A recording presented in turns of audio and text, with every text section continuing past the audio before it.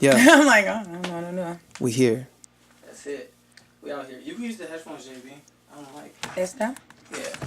Oh, Dude. There's dude. some cord right there too if you want to plug it in. Have you seen her speak Spanish, bro? Yeah.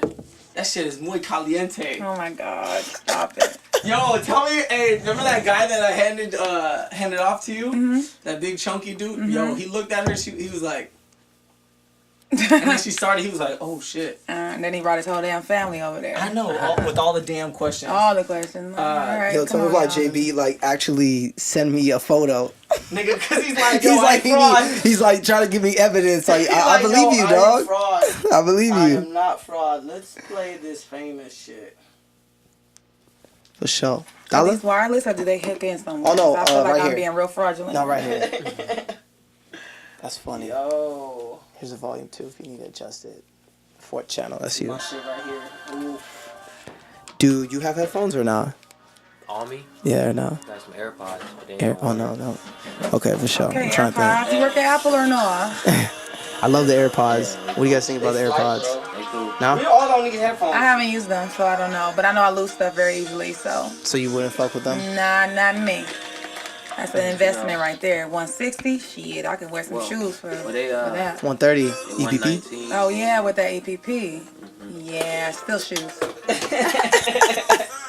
I just like to use them like when I work out and like when I dance, because a lot of times like when I just be like moving around, like, you know, I would just have like normal earpods, and I would hate with the cord one just pull out. I'm like, dude, fuck this shit. I just put on them Beats headphones wireless. I don't feel have those that. either. 300.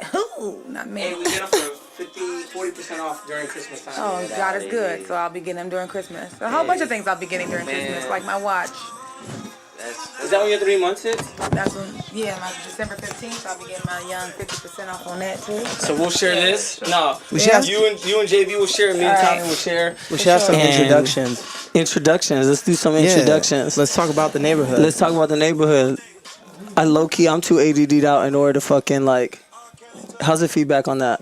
On what? Right here. The mic? Yeah. Yeah, I don't even know what's going on my phone right now. Fuck. JB, you hear me on the mic? On the headphones? Yeah, I hear you. You're fine. You're fine. Okay. Check. 1 2 1 2 3. I know. I'm just trying to make sure. I probably should go barefoot so my shit don't sound like all like. Sound like a rubbing ass. I can't, man. Stay moving since you know. Huh? Hey. All right, y'all. This is episode 7 of the neighborhood. Is it? That's crazy. That's it. 7. 14 hours later. Feels like 70. It does feel like 70 with all the chops and shit. We got JB in the building. Hey, wait, didn't we have a JB? We did have a JB. Hey, low key, we fired that other JB. We replaced him. No, I'm playing. JB on, JB on the way. He on CPT time like the rest of us. Hey. But he's the worst with it. So we got JB. We got Tommy. Hey. Tell us a little bit about yourself, Tommy, JB. What we getting into today? Man, I'm just as curious as y'all trying to figure out what we getting into today, you know what I'm saying? But we'll find out soon as this podcast keeps happening, man. But yeah, man, I'm just, guy from Oakland, man, just trying to make things happen each day. Trying to be in the present, you know?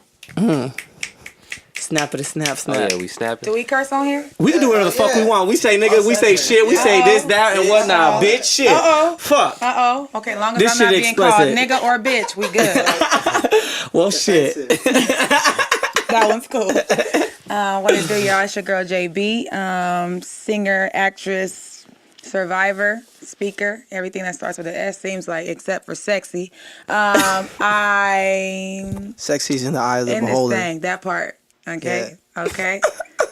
Behold. Yeah, I'm in this thing. Y'all stupid. I don't like being the only girl places, but I hold my own. I'm just happy to be here. So what's good? What's good? Yeah, I think in 2017, like that stuff doesn't even matter anymore. You feel me? Because it's like, what is being a girl? What is being a guy? Let me put the fan on real quick. Don't put that on. It's loud. It's loud. Take this jacket off. I'm good. Oh, you good? Okay, for sure. All right, live your life. I'm for sure gonna get me a chair because I my like ass that is... Eminem shirt.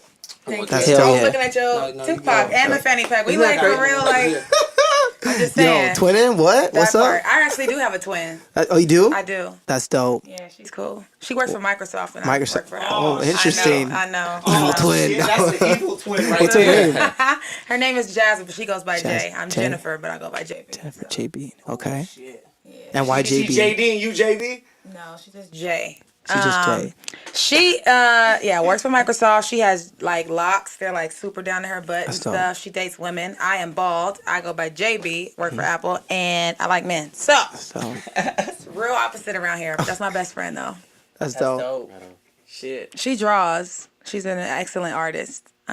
So we're both creative, obviously both Pisces, because people definitely ask us, when's your birthday? March 14th. Well, when's yours? Definitely the same date. So, yeah. You'd be surprised at how many people say that. So, yeah, I have a twin.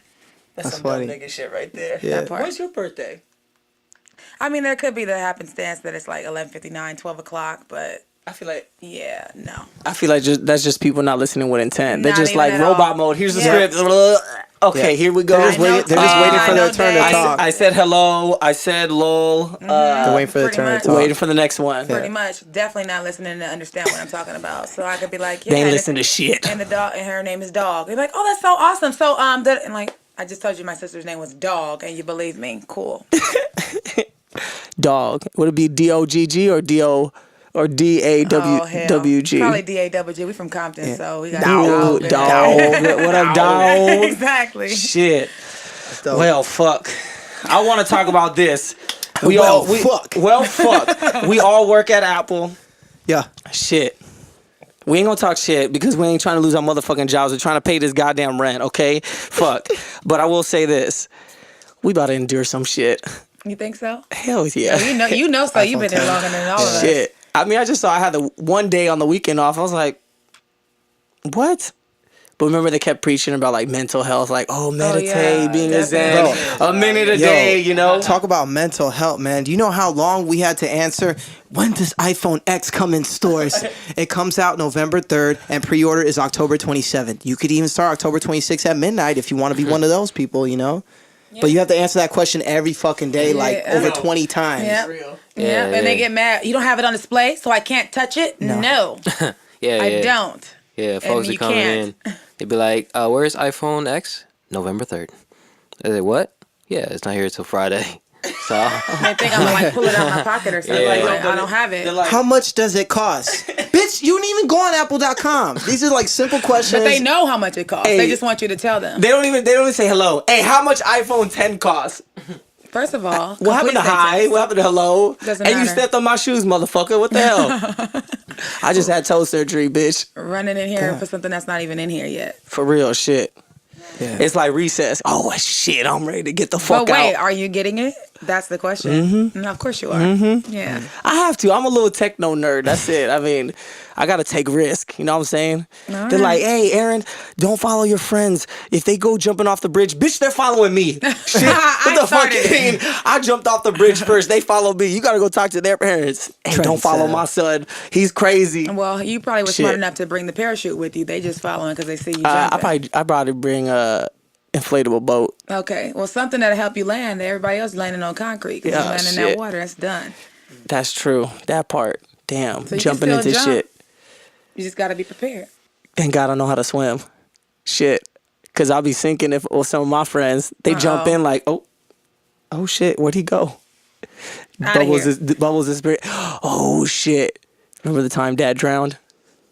Yeah, that was a very pivotal moment in my life. Yo. Okay, he got real Bruh, sad about it. I was over here, because I was over like in Florida, and I think maybe I was like 15 years old or something like that. And then my dad was like near the deep end, which was like 10 feet. And I go like, and I, I'm trying to just like play with my dad, and I run, and I jump in the water, and I jump on his back. And then when I jump on his back, like he's in the water, and he's like this, and he's like, and I see him drowning, and I'm just swimming. I'm like, like I'm laughing, I think he's just like messing messed up. Oh, he's gonna come back. But then he's really drowning. I'm like, oh shit, like my dad can't swim. And I go in the water and then I push his stomach up like this, and then he's still just like, oh, like panic. And I grab him and like swim to the side of the pool and I put him there. And then he's like, oh, I'm like, Dad, you okay? He's like, yeah, don't do that again. He's like, I can't swim. I was like, what? Like, and in my mind, that goes to show me right on some privileged shit, because our mom had us fucking in swimming classes when we were little. No. So I thought, oh, like, you know, he should know how to swim. He's like 40 something years old around the time, right? He should know how to swim.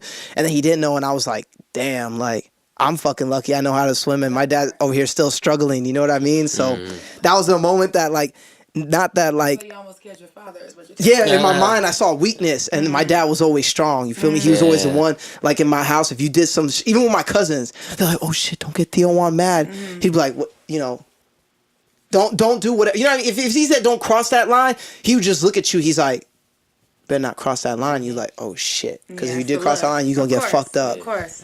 So what's your guys' nationality? I've always been so curious. American nationality is my home nation, right? Thank you. Yeah, I know what I'm asking, sweetheart. I'm getting ready. Okay. Get ready. Yeah. We're all American. You feel me? Yes. So are you asking about ethnic background? What is your ethnicity? What are your parents' ethnicities? Got it. So we were raised to believe that we're Puerto Rican and Dominican, but what the fuck is that? Black. You feel me?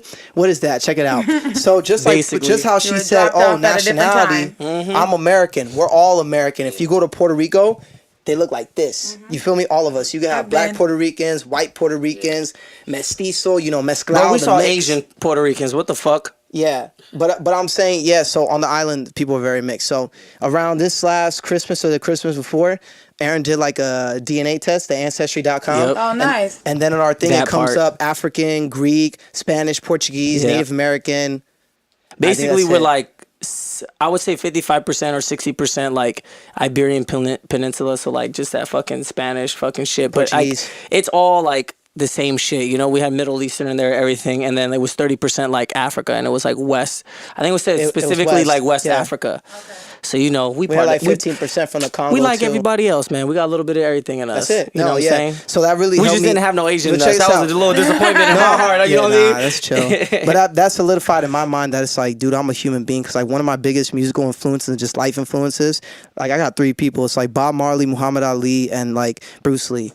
And like Bob Marley is like one love, you feel me? Because like he wasn't accepted by black people, he wasn't accepted by white people, and he was stuck in between. So that kind of mindset, because I grew up like that, it's like, damn, like sometimes I feel like I don't belong to any fucking group, and then people be like, no, you don't understand, you know what I mean? But I'm like, I felt the black man struggle, I felt like a Latino struggle, like all kinds of shit. So it's like in the end of the day, Bob Marley, Muhammad Ali, and Bruce Lee. Yeah. So music and fighting. Yeah, that's what I do. I fight. Yeah, Okay. I started with fighting. I was gonna say, because those two, my dad, for 18, well, how old am I? 28, maybe like 22 years. He's been a 8th degree black belt in Kajikembo. Damn. So he fights as well. Yeah. So when I see, he always had like pictures of like super great influences, boxers and things like that. And he used to play the guitar, which is where I got my musical influence from. So that's just interesting that you say those 3. But it was bigger than fighting, though. It's like these guys were philosophical. Yeah, you can't forget that Bruce Lee's a philosopher.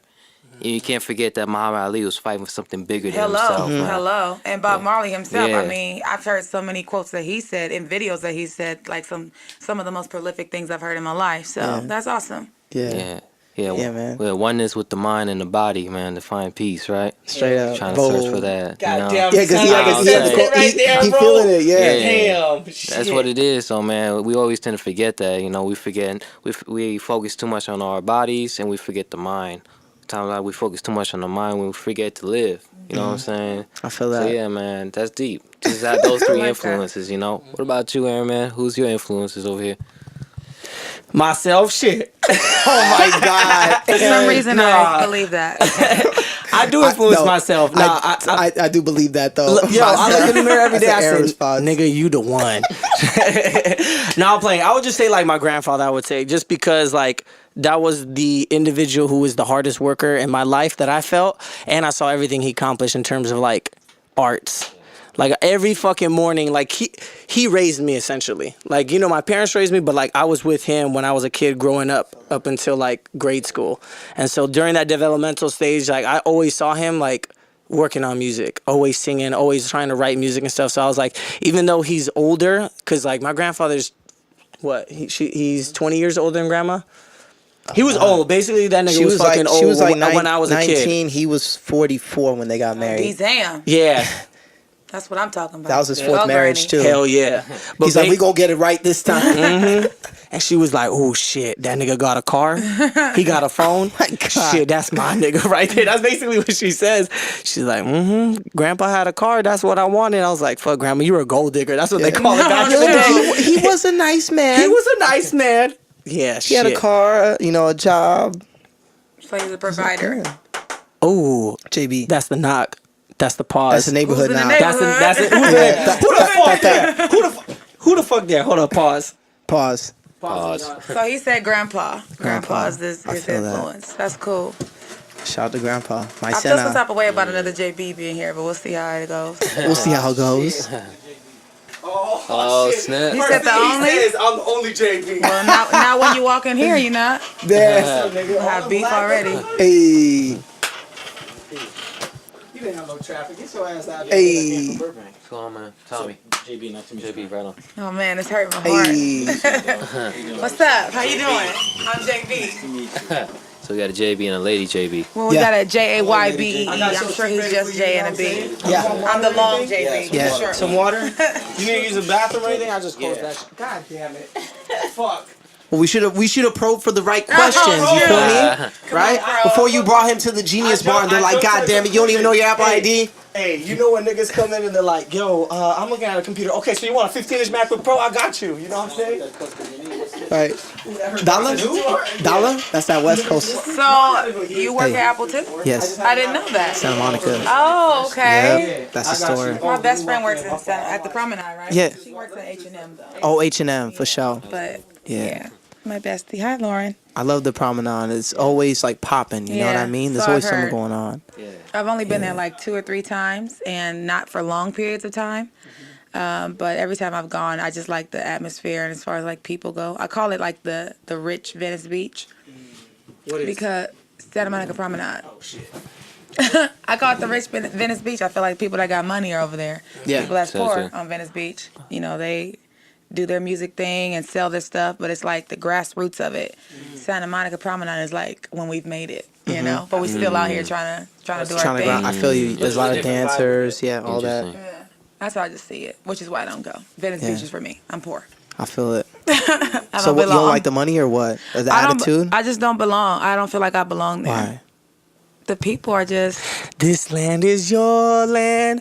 This land is my. This motherfucking shit's for but everyone. if you feel like you don't belong, then that's a way that they could keep you out psychologically, right? Psychologically, but you gotta force it in. That's it. That's why I still go, but I don't like. It's not where I feel For your comfortable. preference, right? It's not your Yeah. comfort zone. You're Not like, your forte. Manhattan Beach is not my preference, but I I'm in feel that you. thing, you know. I feel you. So- I feel you. I feel the same way when I go out to Hermosa. Like, Oh, I have and fun I'm never doing sometimes, that but again, it's by the way. Yeah, the vibe is That off. hard.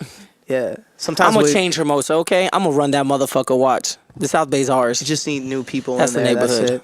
That's it. Last time we went, it was weird. It was a bunch of like older, like That's exactly. Oh white, wait, you were like- there. Yeah. Oh Yeah. yeah, you were there. yeah. We tried Oh, to make shit. something Yeah, of it. You feel me? trash. Yeah, We but it was did. trash. When I first walked in, I said, "This bitch is trash," Yeah. and I kept drinking. And I was like, "Hey," Yeah. trying to have Try some to kind of make fun. it. I Yeah. think trying to make it. I think over time it just changes, you know? Things just change. Things always Go ahead, change. close that nigga. That's it. Yeah. But yeah, no. Everything's a nigga. I see. I'm like, She's like, "What?" Yo, grab a cup out of there, JB. I got in the water. But yeah, no, the I grandfather got thing. that in the water. What? What do you have? Do you English, motherfucker? Do you speak it? well, we just found out he's not from here. Uncle Ruckus, the first nigga from the block. English, Oh my God. motherfucker, do you speak it? No, but back to the grandpa tip. I don't know. He was just a hard worker. You know what I'm saying? Like, he owned a grocery store. Like, he ran my family. Like, he did everything. He basically did boxed. everything. He boxed. He He sang. fucking sang. He did it all. But I think the number one thing that I liked was that my grandmother was always saying he always allowed other people to come in the house. Like, I would come home and there was always someone new here. But basically, he always had an open door policy. Like, Awesome. He it trying don't to help matter. people, He yeah. tried to help people. And I Awesome. resonate with that. So like me, I'm always trying to invite people. Is that I'm why always you're trying a pro? That's why I'm a pro. Shit, I always try to have everybody included. You know what I'm saying? JB and I were talking about that. We were all talking about that last week about when they first met me. They were like, "Yo, nigga, this guy fucking weird." Yeah. Oh shit, but it's just a vibe, you know. Like that's all I bring is fucking craziness and just like everyone. That's me. I'm a little bit of everybody. That's it. You know what I'm saying? So my grandfather was a little bit of everybody. So that part. A chameleon. But a good kind. You know, I ain't no snake. But it's, you know what I'm saying? Like, oh shit, bitch. I'm gonna get that shit right now. You know what I mean? Damn. Hey, we got 2 JBs in the building. This is a fucking. That's it. If I got hit by a car, Do you now? here we go. JB, welcome. JB, I just need to ask We you sharing this. this, my For brother. sure. CP time, dog. What the fuck, nigga? I had moves in Burbank. My apologies. Okay, it's alright. I know Burbank. That shit fucking a bitch to get out of. Being that thing on Wednesday. Because the Netflix headquarters is there, so today I had to work out of that office. So I apologize. It's all good. I'm tired as fuck. You here? But I'm here in the neighborhood. You here in the neighborhood, bro? It's back. How you feel? I'm all right. You all I'm right? tired. You seem winded. Yeah. I was busy today. This nigga fucking look like he just ran a mile. Bitch, you better calm down. I'm busy, dog. But it's good to be back on the You know, neighborhood. I just got a PR. 603. So are you guys from Apple or like you just friends? Okay. we were at Apple too. This is what happens. This is what happens when you show up on time. You find out who people really are, okay? So, JB, Tommy both work with us at Apple. I say us because, nigga, you still in that bitch. I know you're going to be there trying to get your iPhone, okay? No, I go to not Santa Monica. I go to the Grove now because I can walk there. So I would come, but it's just too much of a trek to come to Manville. Even though that's where my niggas at, but I can't fuck with Manville. It's too far. It's too far. It's way too far. The traffic, right? It's bad. It's funny because it's not far. We were just talking about earlier. It's not far, but it's far. With traffic, it's So far. I think the first thing we should really like get into is talking about like how to better like mass transit and just public transportation. You feel me? Because everyone keeps talking about you can't have like no subway or kind of like train system. Whoa. Yeah. LA's too spread out. I think that's a fucking excuse. That's bro. bullshit. I was just going to ask Tommy, how did it feel like moving from the Bay down here? Because I know the Bay, the only traffic I ever felt was in the city. Everything on the outside was like, oh yeah, it's traffic time. I'm like, damn, motherfucker, I went through this shit in like 20 minutes. What do you mean traffic? You know what I'm saying? Yeah, man, back home, you just don't drive to the city, to San Francisco, man. You catch the BART out there, and then you bus, and now they got Uber and Lyft. Just makes life so much easier going around the city, you know. But yeah, when I moved out here, I was like, dang, you gotta be ruthless to drive out here. Yeah, like without even trying to, you start getting a little bit of anger. I never had road rage in my life, and now little things start coming out like, you know, I gotta catch myself every now and again, you know. Man, I was like, what's going on out here? It's just too many cars, man. And we thinking about like some type of mass transportation, something like that, man. I think more money needs to be invested in that, into the community as well, man. Yeah. Well, more money is being invested into that. There's a lot of gentrification going on in like the LA, Inglewood, Crenshaw area. Well, There's yeah. that whole metro train system that's being plowed into, you know, businesses and stuff that I've been going to like literally my whole life. I know you don't know because you know, been in the Bay, but I'm from Compton, and I mean, I moved there at 9 years old, so I mean, I'm not for that. I mean, I'm for the transportation part because there's too many people here, but I'm not for the like stopping of, you know, businesses that have been here like over 30 years and stuff, and like the families and stuff that's like being forced to move. Yeah, I feel you on that. Well, I mean, it was like we were talking about in terms of like Santa Monica. I don't feel like I belong here, right? I was talking to some dude and he was like, yo, it wasn't like this before. Like he was in Culver City and he's like, this shit is just fucking changing like a motherfucker. Yeah. He said, Culver City, he's like, yo, this shit used to be all black people. And he's like, I used to live in Culver City. He's like, now it's just fucking all little yuppies. That's what, I mean, he was an older cat, you know, but he was just that's like. That's crazy because I would have never got that. Moving out here, I thought that's what Culver City was. No, I used to live in Culver City. I went to elementary school there, kindergarten, first grade, and I mean it was for sure white people over there, but it's definitely a lot sprinkle of pepper as well, and it's not that now. Which is funny to hear because in here, you know what I'm saying? I got here a year or 2 years ago, and I lived in Culver City, and I would have thought the same, that Culver City was yuppie city, like that's where everybody who was the hippie. I would have never guessed they had a black population because I rarely see niggas in Culver City like that. So that's crazy to hear that it was actually a black. For sure. But it's just the gentrification is at a widespread now, and like. Back home too. I mean, Compton used to be white. Yeah. George W. Bush, not the one we know, but his father lived in Compton for a whole year. Like, actors and stuff used to live in Compton. Like it's wild once you do the research. Hawthorne used to be white too. You feel me? Lennox and all that. But it's like, so it's like, how could you kind of manipulate or even control gentrification? Because the thing is, like, our whole system is based off of money, and this whole like continual growth in the gap of like income inequality, right? The more that the rich get richer and the poor get poorer, it's like the more that the middle class disappears. So there just seems like there's no stability for anything really. It's like, how I'm trying to ask, how could you even try to control this? Because like I said, since our system is a capitalistic system, right? I don't even know what to do. I really don't know, right? What laws can be put into place? Because they'll just be like, nope, fuck that. Well, I just feel like it's access. Like, if you think about it, this is what I feel. Tech is making it even move faster. And I think it's moving it faster because who has access to tech? You know what I'm saying? Like, look, we're just talking about the iPhone. The iPhone's fucking gonna be $1,000. You know what I'm saying? Like, that shit really don't have to be $1,000. What I'm saying is, if you don't have money, you don't have no say. If I don't even have money, I can't get that iPhone. I feel you. I don't got $1,000 to pay. Oh, don't worry. We got special financing. 30 months. To pay keep this your up. ass credit. I still gotta give you a fucking $1,000 or more. That gotta be like, well, this can't go to my groceries. I gotta pay this to you. I'm in debt to you, master. Thank you. Nah, but I just feel like they're forcing us to like work in tech. You know what I'm saying? They're forcing us to move in one direction. Like I see this right now as like when people were working in like the automotive factories and shit like that. And they were like, yo, this shit pays a lot. Like, you can do well. And people genuinely were making dope ass money. But you were working for the automotive industry. Now you just working for the tech companies. It's the same shit. Same fucking, it's just a different book. Different day. You know what I'm saying? Yeah. Different book, same fucking chapters. It's just like, I don't know. Tommy could probably speak to it the most because he was in it. Well, I was just saying, man, even in our jobs, what do they have for the young ones right now? They're teaching them how to code. They're teaching them how to build I don't know things, shit about it. Shit. We over here trying to, this part of our job is to try to tell them that this is the future. Tech. We ain't got to tell them that. They can be the artists they want to be, but that's how they're already programming things. We see these cool things. Oh, yeah. Ooh, he said programming. Yeah, that's the future. But, yeah, we take it to a deeper level. How can we program this back into our community, right? That's what we're trying to go for. Isn't that what we're trying to... I feel you. That's right. That's 100%. It's difficult because local businesses right now are getting kicked out, right? But we need the local business in order for our community to thrive. Back home, man, there was an area where they had placed a new McDonald's, right? But it was in like a more... Flip the mic.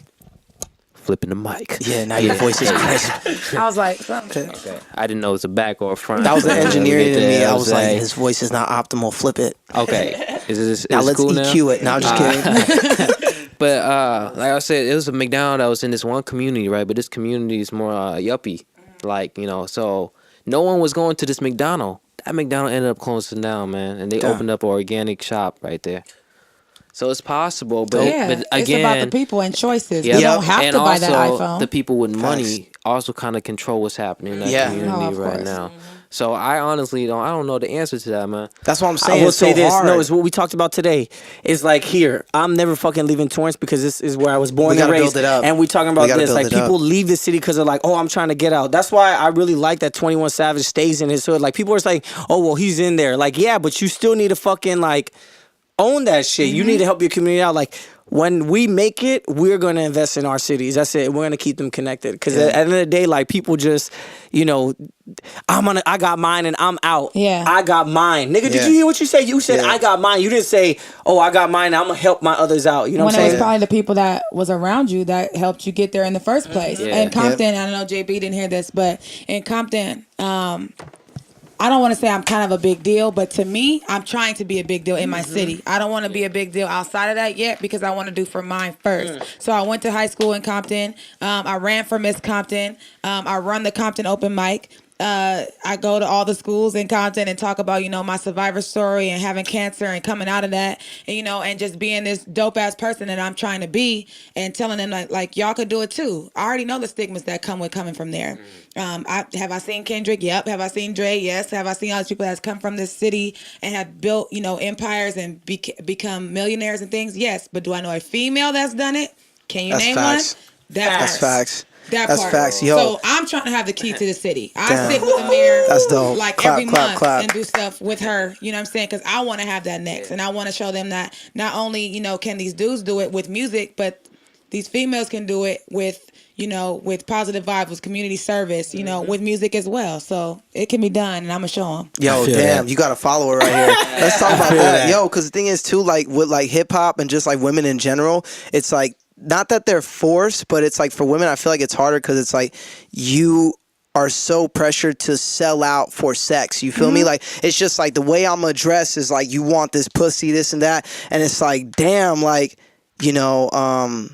yeah, I'm just waiting for like a woman artist to really just be like, not even like, oh, I'm looking at her like, oh, it's a woman artist. Like, you're just a fucking artist. I'm not even thinking about your sex, because the first thing that guys are not even aware of it. The first thing they say if a girl pops up, they're like, damn, I want to fuck her. Like, so in some indirect way, they're just saying like she's sexy, and it's like you're not even listening to her music. You're just looking at her first, and that's fucked up. That women are judged just based off the physical attributions first before the art, and that goes back to what we value in society. You always see a rich guy with a bomb ass girl, and yada yada yada. So, but then she's the gold digger. Why she can't just really like him? Right? Exactly. You know what I mean? Yeah, but going back to what we were talking about, like the whole, because coming from Detroit, I'm now seeing a lot of there's a new hey, what's up? Mad respect. But coming from the city and then moving out here, a lot of people was like, oh damn, how did you make it out of Detroit? Ain't that like Iraq? And it's first of all, it's not as bad as people paint the picture. But what's happening now is like Amazon just bought one of our biggest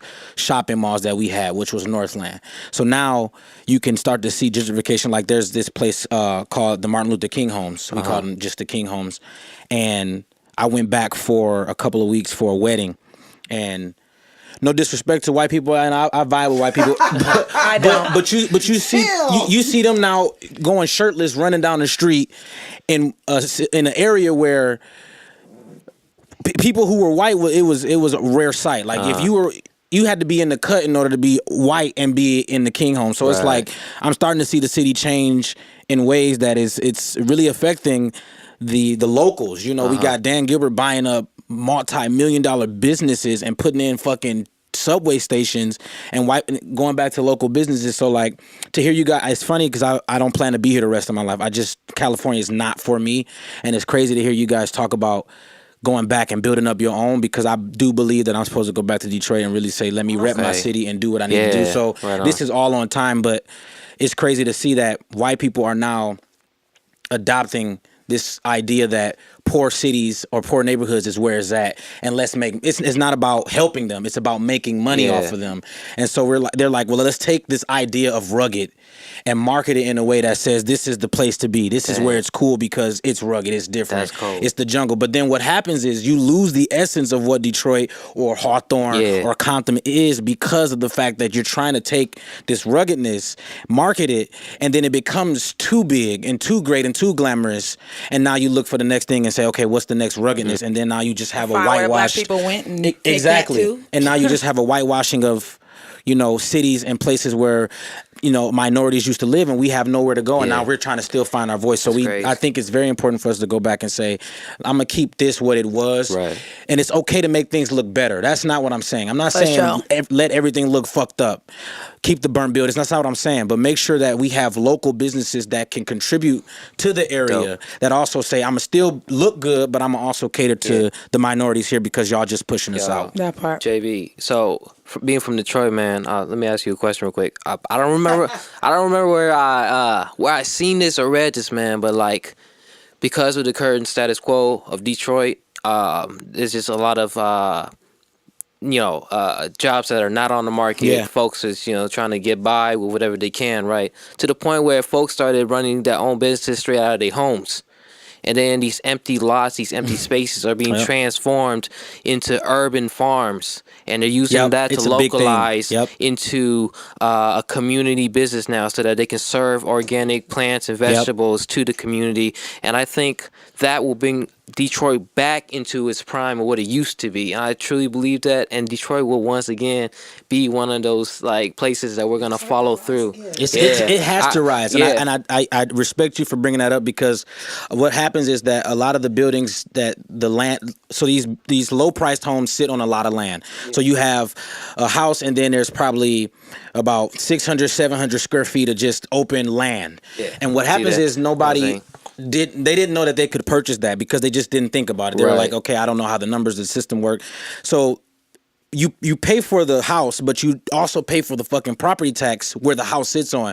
So you're paying for the house plus the land that you're not even fucking using. So people said, okay, well, if I'm paying the property tax for this barren ass land that I'm not using, and y'all charging me for the shit, how about I take something and say, let me do something great with it? And so that's when people started converting it into farms and shit like that. But now what's happening is that the price of homes are so low that people are now buying the house and then buying the land. So it's not just I'm gonna just use the land. They're actually buying it and then thinking about either building on that or still using it as farms. So like, but the issue is you got to be careful, is because now those organic individuals, aka white people or Whole Foods headies, they're now seeing that as a way to make more money, and they're saying, okay, well, there's a black person who owns the house, but I want to own the land that the house is on, so that way I can then do exactly what the black owner would do, start a farm and make money off of your land that you're not using. So it's a catch-22. You got to be smart about it and really understand how the land in Detroit is working, because if you really understand where the money is, you can prosper in Detroit. Yeah, and that's what I'm hoping for, at least with the driven community, you know. And that will be like a model for everyone else to follow suit. For sure. If it stays within the community.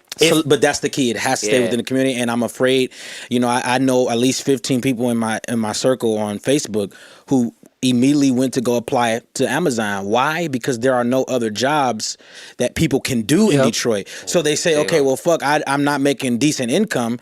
Why not, you know, work for Amazon? Work for the man and get this nice check and say I work for Amazon, not realizing that the more they hire outside of or inside the community and draw them out, we lose the actual cultural value of the land, and then we become just another city who's been transformed by white individuals. I was just about to ask you, like, do you think it's education? I think it's 100% education because of this. Absolutely. My grandmother came over today and she was like, yo, like, my house is worth $700,000. I was like, Grandma, no, it's not. Your land is actually worth like $1.5 million. Because the thing is, you're in Hawthorne. You're right. You're close to the state where the stadium's going to be built, Grandma. Like, let's be honest. The people who live like in downtown, they're going to want to desire that. But the thing is, the ones that live a little bit outside, they're going to be like, I'm cool with a 15-minute bus ride or a 15-minute train ride. And that's what I think is like, yo, they target people. Well, first of all, people who live in lower income areas are not the most educated. They're most street smart, but not the most educated. Hence why, like, you're like, oh, they'll go up to a black family and they probably say, hey, I'll give you double. And they're like, shit, I'm about to go. I'm about to get mine. But they don't know the market value of their house. They don't see the potential. That's the thing. A lot of people don't see the potential. You know what I'm saying? I have no choice if I'm getting... I mean, I think right now you probably could get a decent home in Detroit for $100,000, and that's. I think that's even. It might be lower than that, but. So they come in and they present it as, well, look at your area. It's shitty. It's burned down buildings. You don't have anything to offer. This is what I'm giving you right now. And they're actually pushing families out. And so what happens is now they have that land, and then they know fucking Amazon's coming. All these other tech companies is coming, because downtown Detroit is becoming a tech hub in Detroit. And so what's happening is they're like, if we push them out and get them while they're ignorant, we can then upsell the land after building it. And then say, okay, now it's worth $250,000 or $400,000. Okay. And so now you've moved the black family out who paid $50,000 and then selling it back for $400,000. So it's like we have, as black people, especially in Detroit, our education systems are terrible. Trash. They are one of the, and that's why I had to get out for the time being. Yeah. That's not to say I abandoned them, but I had to get myself educated in other places in order to come back and say, okay, this is what y'all missing. We have some of the worst education systems within America, in Detroit, in Michigan. And so what happens is we now have to reinforce what it means to be a black American. And all we're doing is sticking to the fucking textbooks of mathematics, the sciences, but we're not actually teaching anything about economics, about setting yourself apart and saying, how do you run a business? All we're doing is saying you do 2 times 2 and 4 and you pass this ACT, you straight. No, you're not. Because we're not giving any of our kids any other information to say, how do you live outside the books? In our hood, at least. And so it's like we're doing them a disservice. And I honestly feel like somebody has to be a leader and say, look, this is what we really need to do. Yeah. But when you have people like, and this goes back to Raylon's point, when you have a lot of people who have money, Dan Gilbert owns the fucking Cavaliers. He has pay. So he can come in and buy up shop and renovate and re-innovate and say, this is what I want it to be. And if I have no cash, I can't compete with this because I can't stay open. I got to take the $50K offer. What else do I have? I have no job. Yeah. You know, no one's here yet. Mind you, they're coming. So they know it too. It's and like, and then they try to flip it and make it say, "Hey, this is your opportunity to get a job right now." Exactly. We about to put they this pay here. people to be propaganda pushers. Yo, you know what I mean? Just to drop some, man. Since the beginning when America was made, the founding fathers made sure it was confusing, man. I took a poli-sci class, and the biggest thing I learned is politics is meant to be confusing. It's supposed to keep you continuously confused and not knowing. So that the major 4 or 5 people can continue to make the same shit. And peep this even deeper. You know, I forgot what it's called, man, Constitution, whatnot. You know how I say some in the pursuit of happiness? Yeah. You know what it was originally written as before it got edited? What was in the pursuit of property. Why do you think that is? So whatever you can buy. Because property can't be resold. Property is yours mine. To keep. It's an asset. Exactly. It's an asset. And that's what a lot of these big time folks got. Speaking to what you said about Amazon just put a big corporate building in Compton too, right across the street from my house on 135th and Central. And the mayor came through and said, you know what, you can go ahead and be here. We're going to provide these jobs for these people. You have to hire at least 35% of the people from Compton to work in this place. So I think that was a good thing. It's a very good thing. I think that a lot more cities should do that and say, okay, yes, other people from other cities can come work here, but you have to hire within. At least blank percentage of people from this city to work here. So that's exactly what they did. I think that was a good thing to kind of push for it. I do notice that a lot of, bigger corporations are, planting their feet in these lower income cities because they don't have anything. Compton doesn't have a movie theater. They don't have a whole bunch of stuff, but we're getting one next year. Wow. Like, I think it just depends on who you're putting in office. You have to know who you're putting in as far as the education system. Agreed. Detroit, for sure. Chicago, for sure. For sure. Compton Unified School District is trash as well. My mom ran for school district because she was like, I went to Centennial right next to the house, and that's where Kendrick Lamar went. And it was condoms on the ground. They didn't have no books. Man. People sitting on tables. There's 40 people in here. The teacher can't tell them nothing. The parents are coming in here saying, what's wrong with little Ray? Why is he failing? It's because he don't listen. You know what I'm saying? Right. Yeah. The parents is getting mad. It's like the lack of education is so strong. It's ridiculous. I went to Bishop Montgomery for 1 year in Torrance. Obviously, you guys know what that is. And then I went to King Drew in Compton, and I know the difference firsthand of that system and learning in school in a LAUSD school. The type of things that we were learning is not the same. I was a freshman there, and I'm like, damn, we just learned this in senior year. I learned this in freshman year. People always ask me, how you know Spanish so well? Because I learned it in high school, my first year. Like, it's like the dynamic is so different. You can't expect people who don't really care about your people, or where you're from to teach you who you are and where you're from. You have to be taught differently. So when I see people that want to teach their children, African arts and homeschool them, it's because we're not being taught the right way. We're not being taught the same thing, but we all given the same test. Right. The SAT test is the same for everybody. How am I pass it when you never taught me that? Right. Yeah. I can't just think of it. So the shit's backwards as fuck. Yeah. And one of the big things what you were talking about too was like history. You feel me? Like, history is a big thing, how they program us to believe certain things about America when America's history is very dark. We came into this land literally raping and pillaging like the native population, right? They didn't even have a concept of property. By the time Columbus was done, man, over 30 million Native Americans were gone. Nearly wiped out. Man. Genocide. People act like that's not murder. And what's crazy was they was kind to him too. On top of that, and what's crazy was he wanted to please the king of Spain because he messed up. He was supposed to go to India. Yeah. So he was like, "This is what I'm gonna do. Yeah. I'm gonna just wipe these guys out, bring some over to you," and then that Here you started go. this whole Man, mess. he also I saw like a History Channel special. He also became obsessed with gold. You know what I mean? The like just getting gold. But the thing is too, like he lived a horrible life and miserable, fucking died. And yeah, bro, there was just so many resources. Like when you talk about just like Europeans in general, like I have this whole like theory in my mind that like Europe like was limited on resources, because I always figured I sat here right my whole life. I talked to you about right how I was saying about my experience growing up. Like I felt like stuck in between, and it's like I'm trying to figure out, you know, essentially like it's not their fault, but kind of like, okay, man, why Europeans essentially rule the world, essentially, you know, like half of the world. They took over Africa, Latin America, and North America, right? But it's like their area, if you see it like on a geographical standpoint, they're so like isolated and like they're right next to each other. So you got all these people essentially fighting for resources in one area, constantly getting good at military strategy. Then once they go out to the continent of Africa, they're like, holy fuck. Look at all this land. Look at all these resources. Gold, diamonds. And they not using it? They not using it? They just chilling over here? Right. Mine, bitch. You know what I mean? Then they just take over. Then they delegate. They're like, hey, he thinks he's better than you, but you're actually better. I'm going to give you some power. Take over. Matter of fact, since you're lighter skinned, you're going to run this shit.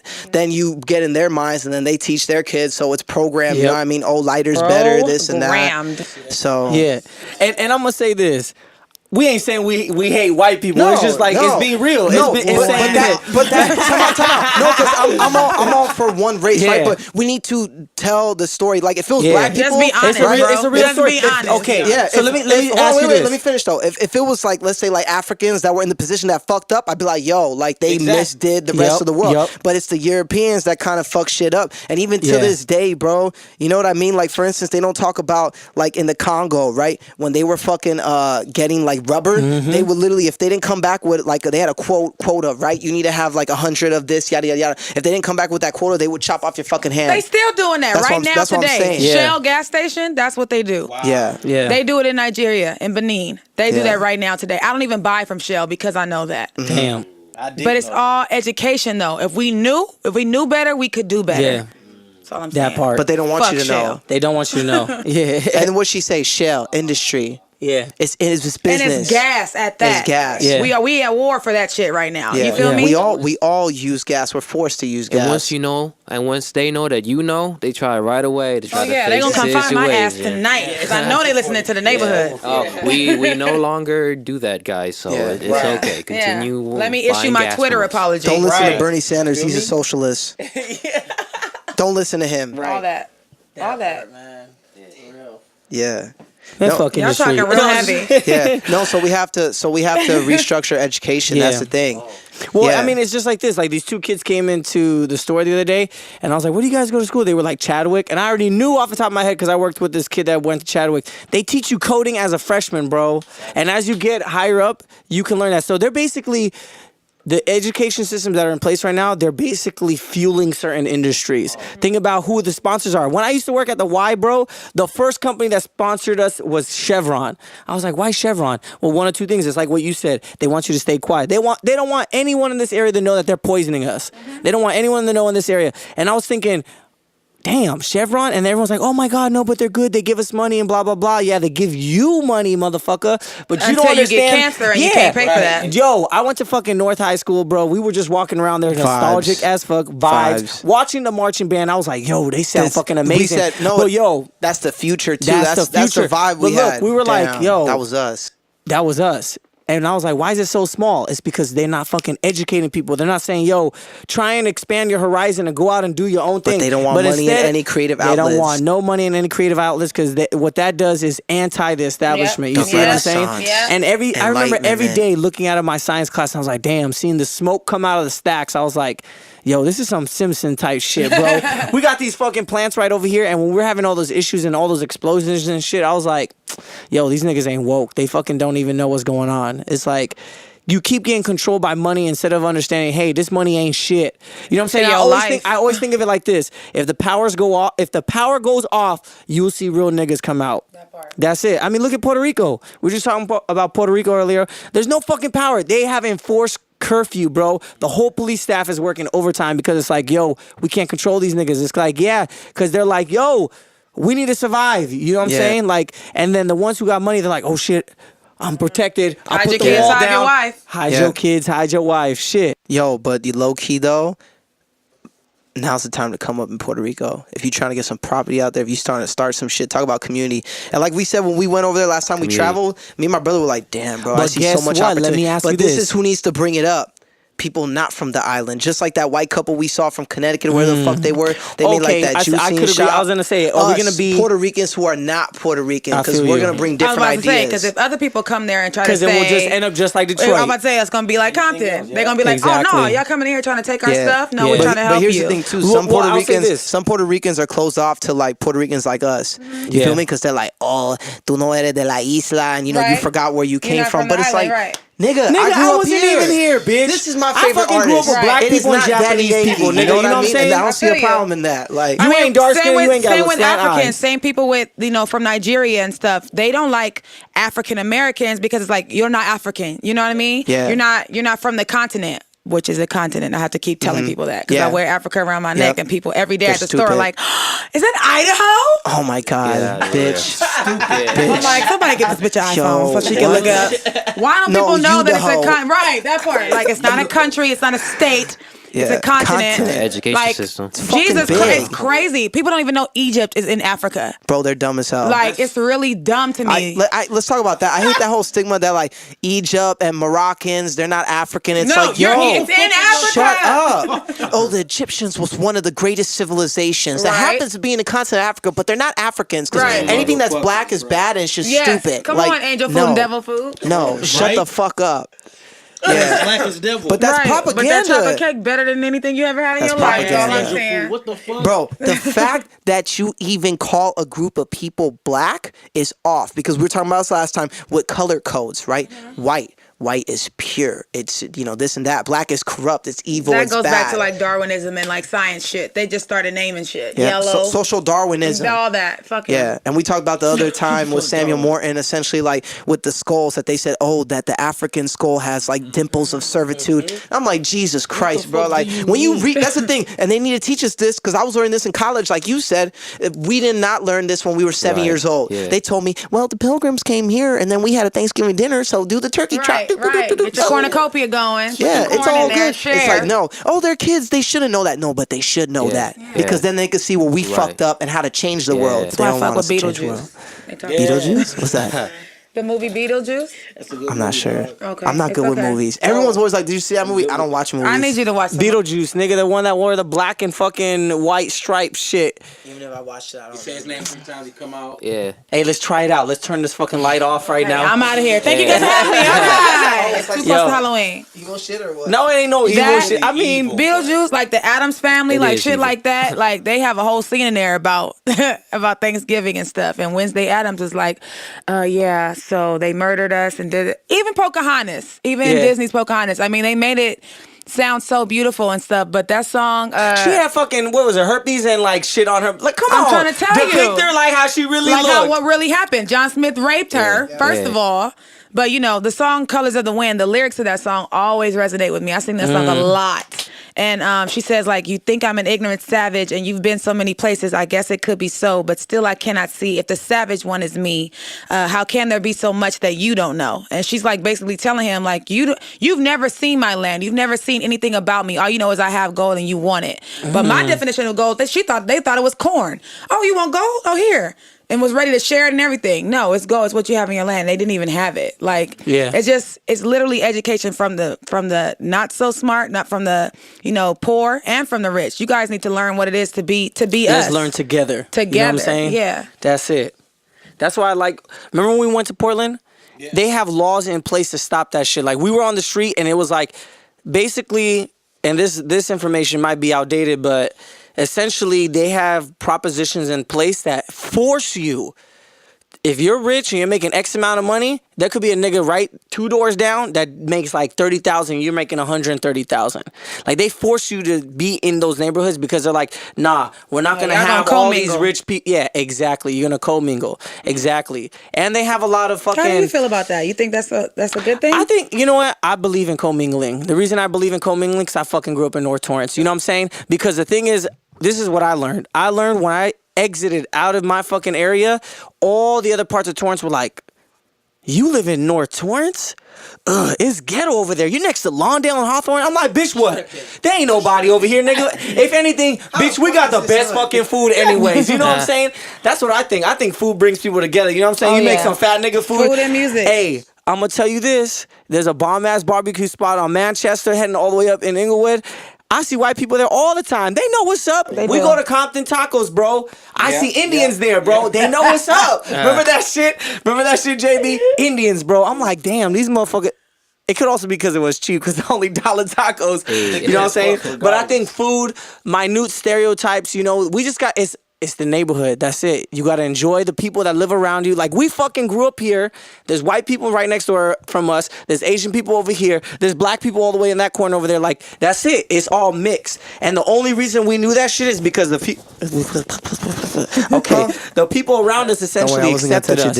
You know what I'm saying? Like, that's why when we went back to Puerto Rico, I said, this is not my home. I don't belong here. Because the thing is, I grew up with Japanese people. I grew up with Japanese people in my school. The people. And I grew up with black people in my sports. That's it. Why did it have to be the sports? Because my mom kept me in Gardena because she said, you ain't going to forget where you from. You know what I'm saying? Like, that's basically what we were raised in the beginning. But it's like, you just got to accept it. That's what it is what it is. I accept every motherfucker for who they are. You know what I'm saying? I think people just need to share culture because you talked about food and just different kinds of people. Because it's just like, for instance, if we just sit at this table and everyone brought food from each other's different cultures and we just shared them, we all take 2 or 5 minutes to explain what each food is and, you know, how it came about. Literally, everyone's going to learn something about each other. And then they might even see, oh, damn, you guys eat rice and beans too or whatever. Well, wow, we're not that different. It's like, no shit, you know, but you just need something like that to be like, to relate, you know, to be like, oh, we're not that different. But people, I don't know, like they're taught to just think a certain way and or put things in boxes. Stay to your own. Stay to your own. You know, oh my God, your grandma. No, shut up. Let me say this one. No, yo, fuck that shit. Let me tell you about stay to your own. God damn it. Okay, let me tell you this. I'm going to get heated. My hands are sweating. And then I'm going to ask you something about stay to your own. Because I see your girlfriend. Yo, this is crazy. Yo. So my grandmother always told me. Something about that. She said, hold up. We about to get real fucking real in the neighborhood. I just want to put this on live right now. Just remember, this is the real shit. Okay. Bro, you bring a white girl home to a Puerto Rican family. Hold on, pause. Let me just start off with this quote. Oh, you know, you don't bring no white girl to this family because she might give you good pussy and all that, but she ain't going to cook for you. That's right. She ain't going to clean, and she's going to take you away from your family. You're going to lose your culture. Bro, my grandmother, you know, I love her, but Lord have mercy, she's like, I seen shit. Grandma, we all seen shit, nigga. Okay? Fuck. She said the Italians and Jews burned down my apartment. And so what? She did. Nigga, there was fucking all Puerto Ricans tagging up that bitch. It was about time it got burned down. Shit looked like trash. You know what I'm saying? But shit, she would always say you need to stay to your own kind. I'm like, damn. Yeah, really? Humans. Yo, I dated Not multiple dogs. Hispanic chicks, and they were the worst fucking girls that I ever dated on the planet Earth, bro. Manipulative, controlling, and I'm like, yo, I don't want this shit. I'm like being controlled over here by my own kind, hey, but bitch. let me defend the Latinas. You were fucking with some bitches, though. Okay, I'm gonna be honest, and this is the stereotypes. I was fucking around with Central Americans. Fuck them, they crazy. Oh my God, no, fam. Oh my God. Hold up, I'm gonna be honest with you. I do not stand with him on this stance. He is alone. Who inspires you, Aaron? Let me see that mirror right there. Shit me, nigga. Well, we know. But high key, like, I don't know. It's just like I don't accept that. You know what I'm saying? Like, I really don't accept that. And people used to ask me, like, well, rank the women you date. And the first thing they think is Hispanic. I'm like, nah. Low key, the first woman I was ever attracted to was Asian. That's it. Her name was Keika. Of course it was. Keika. Did she have barely Keika?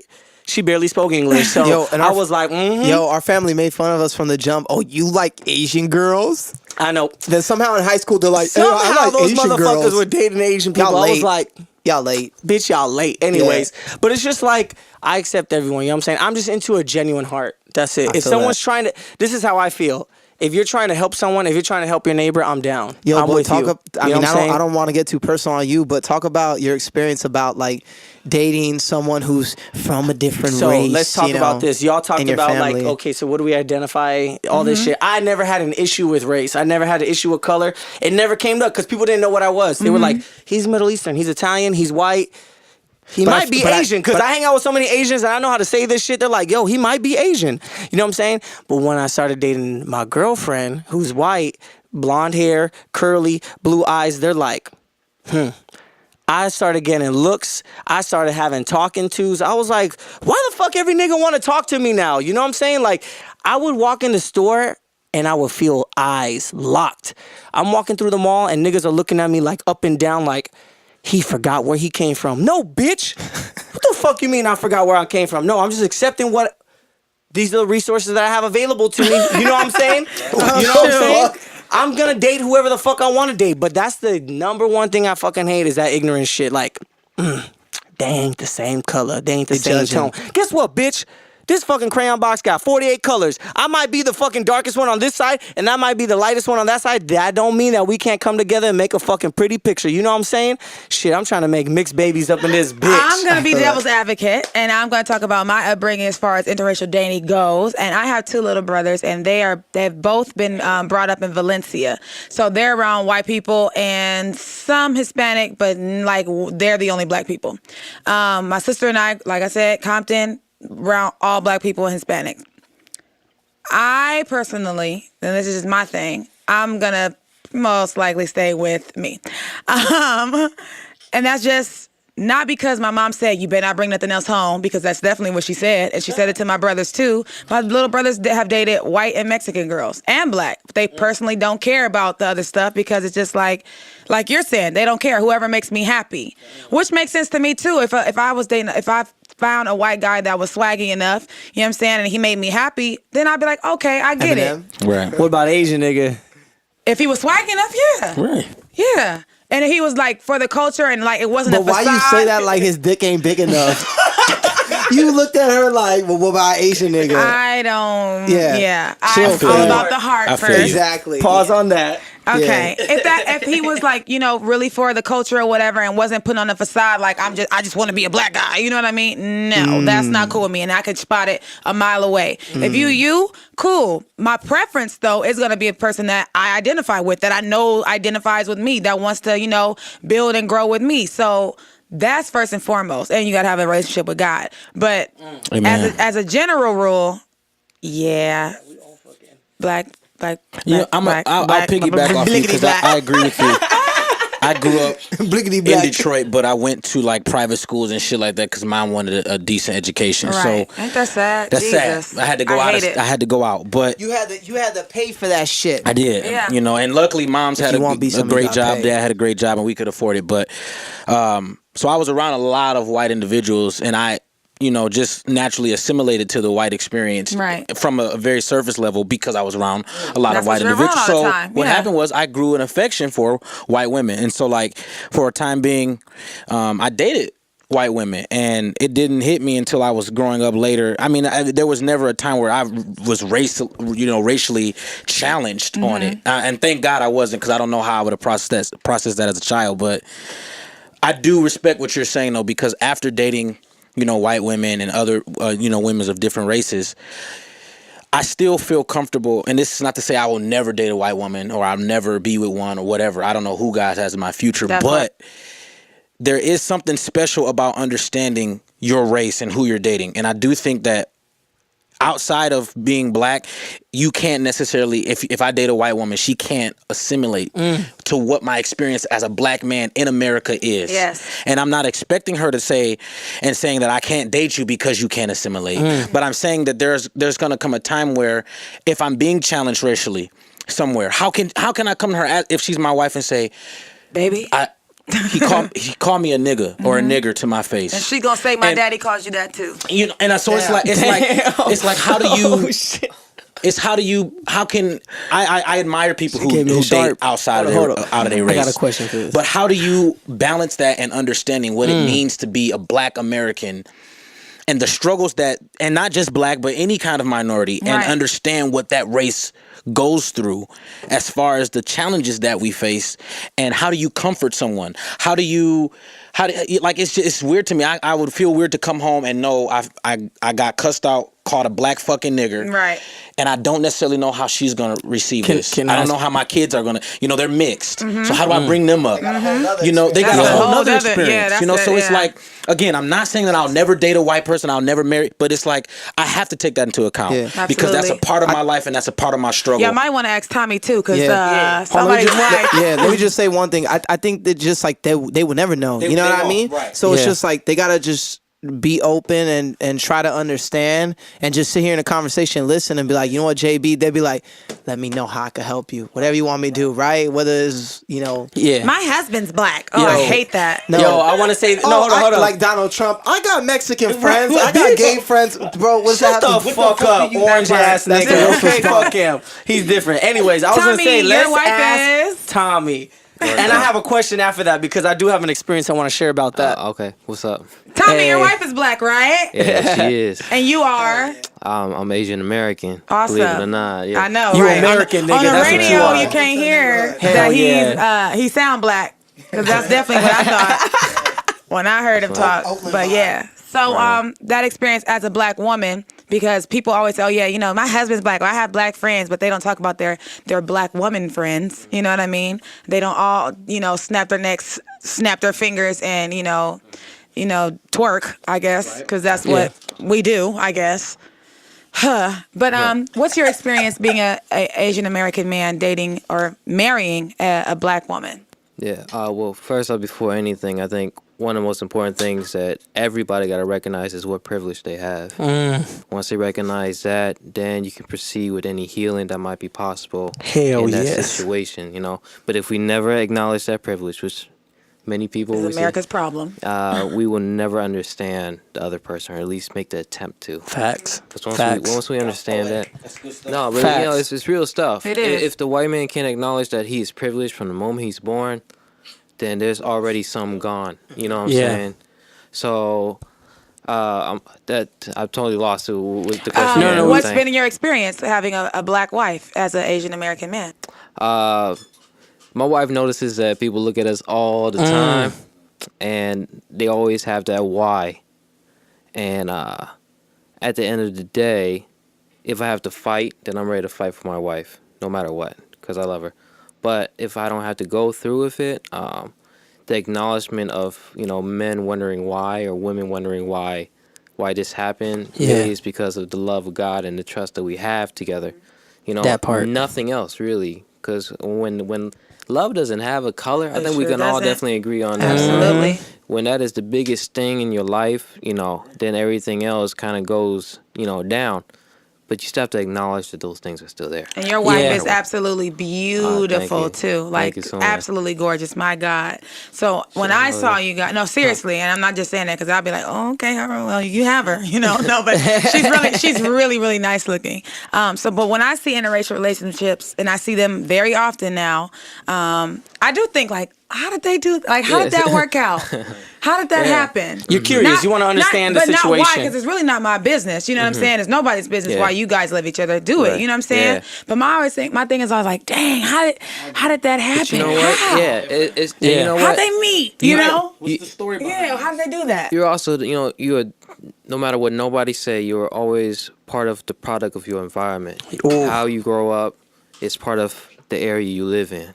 I was fortunate enough to grow up in a very diverse community, super cultural, So I was taught to see people the way they was, and I wasn't taught nothing else. It wasn't until I went up to Santa Cruz, when I started seeing more privilege, or Sacramento, certain parts of Sacramento, when I started seeing more privileged stuff, out here in Manhattan Beach. Ooh, it was a wake up call, man. I used to sell appliances.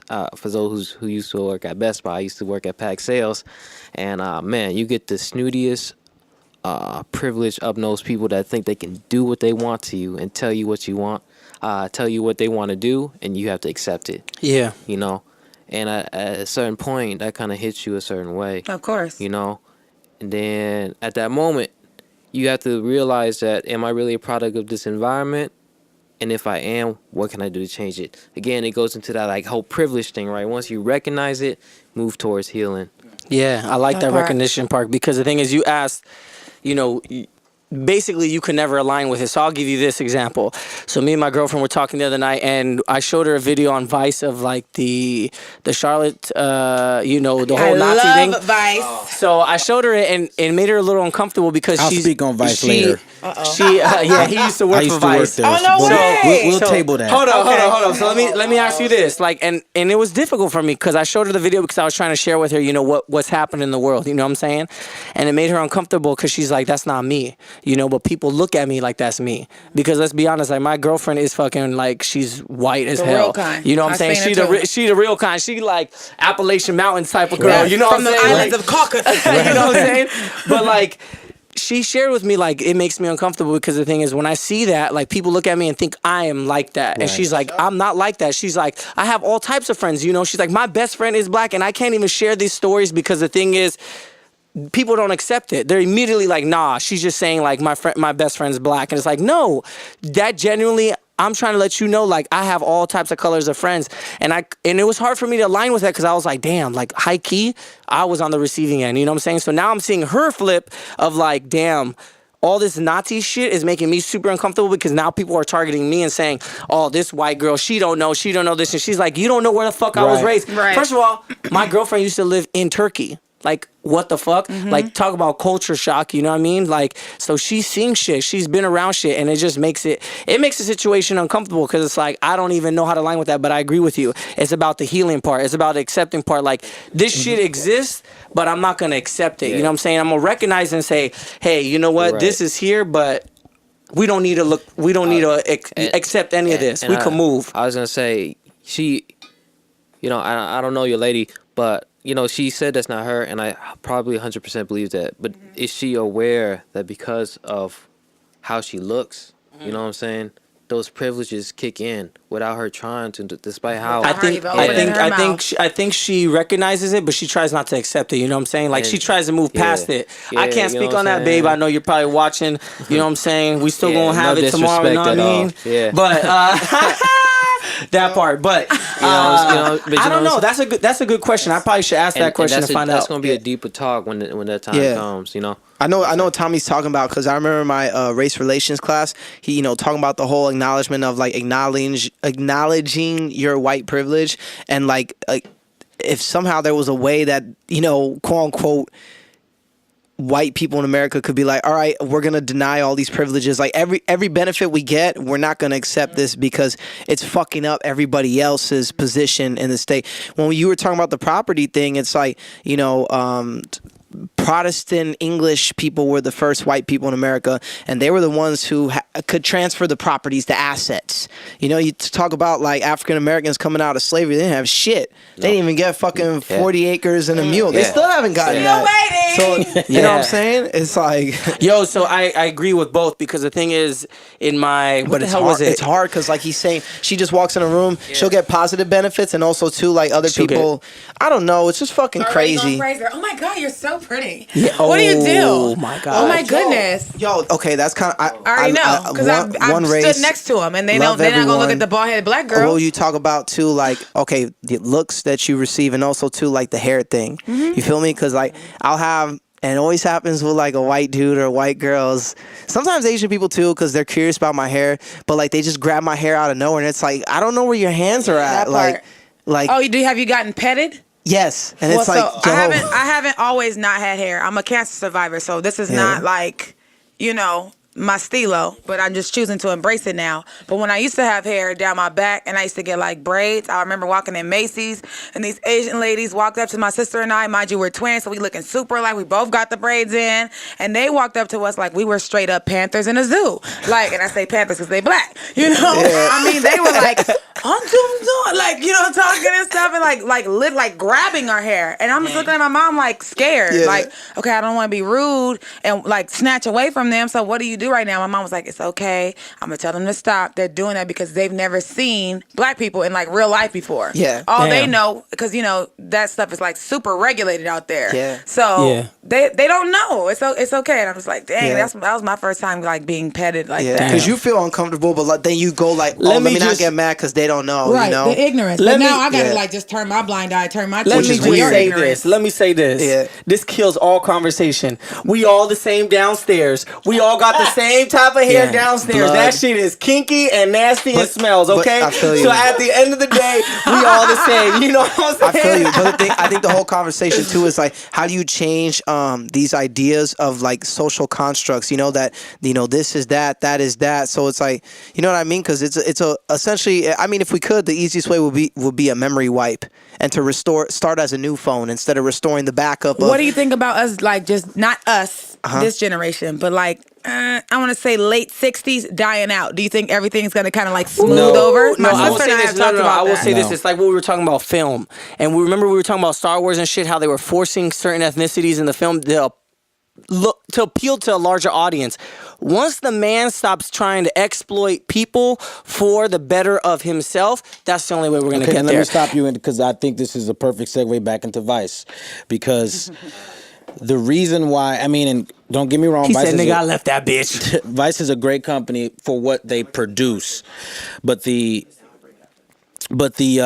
problem is what it looks like inside the machine of Vice, and there's not enough minorities. There's not enough Interesting. ethnic makeup. It's still white characters inside Vice. The actual Talking about, like- the actual where we produce the media, Yeah. the editors, the writers, the Got it. producers. They're Yeah. it's white Yeah. washed, Okay. and you come in and you have all of these. And don't get me wrong, again, they put out great stuff. I've worked with them. I don't want to get blackballed, but I've had my experience, and it's hard to see a lot of that media, and it's great media, and they're presenting news in a very vibrant and different way. But what happens is when you then realize who's churning out the material, you're actually asking, okay, are you guys exploiting the material for the sake of Vice, or are you actually being a central hub for news to help? Right. Because Sharush, Sean, and Gavin, the three co-founders, it was built in 1994. They now have a Vice. You say Vice, everyone knows what the fuck that is. Yeah. So then, how do you use your platform that you've created, the three of you, and then hire other people to come in and say, let's actually make sure that we're being about what we present, because it's not enough to just keep presenting media in a way that only caters to the white experience inside and say outside is diverse, but then you're not actually including any other narratives inside the workplace.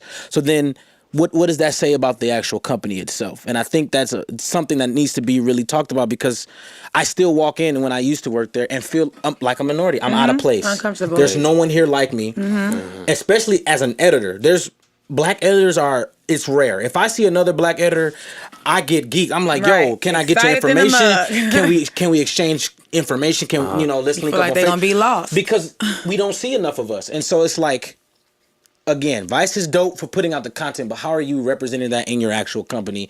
And what are you doing for the narrative that is sitting around the table, generating the ideas, and then presenting the media? Because it's not enough to just present it and say, yeah, we're diverse, and yeah, we're open. But your workplace it doesn't represent It's not that. representative. They were saying the same thing about Title, obviously Jay-Z and Beyonce. Exactly. You but know? their editing and streaming room, dumb white. Dumb white. And that's the same thing for film. The writers' rooms, majority of the time, and that's why people are fighting so hard for diversification in the workplace as far as the writers' room goes, because of the fact that there's no women and there's no minorities. That's why just- Fox yeah. has all these Yeah. initiatives, Yeah. Universal Studios has, Disney has all Damn, the these. fucking Oscars and stuff. We gotta get black people in we there. have to do better. So let me tell you this. I talked to this dude in the emergency room about this.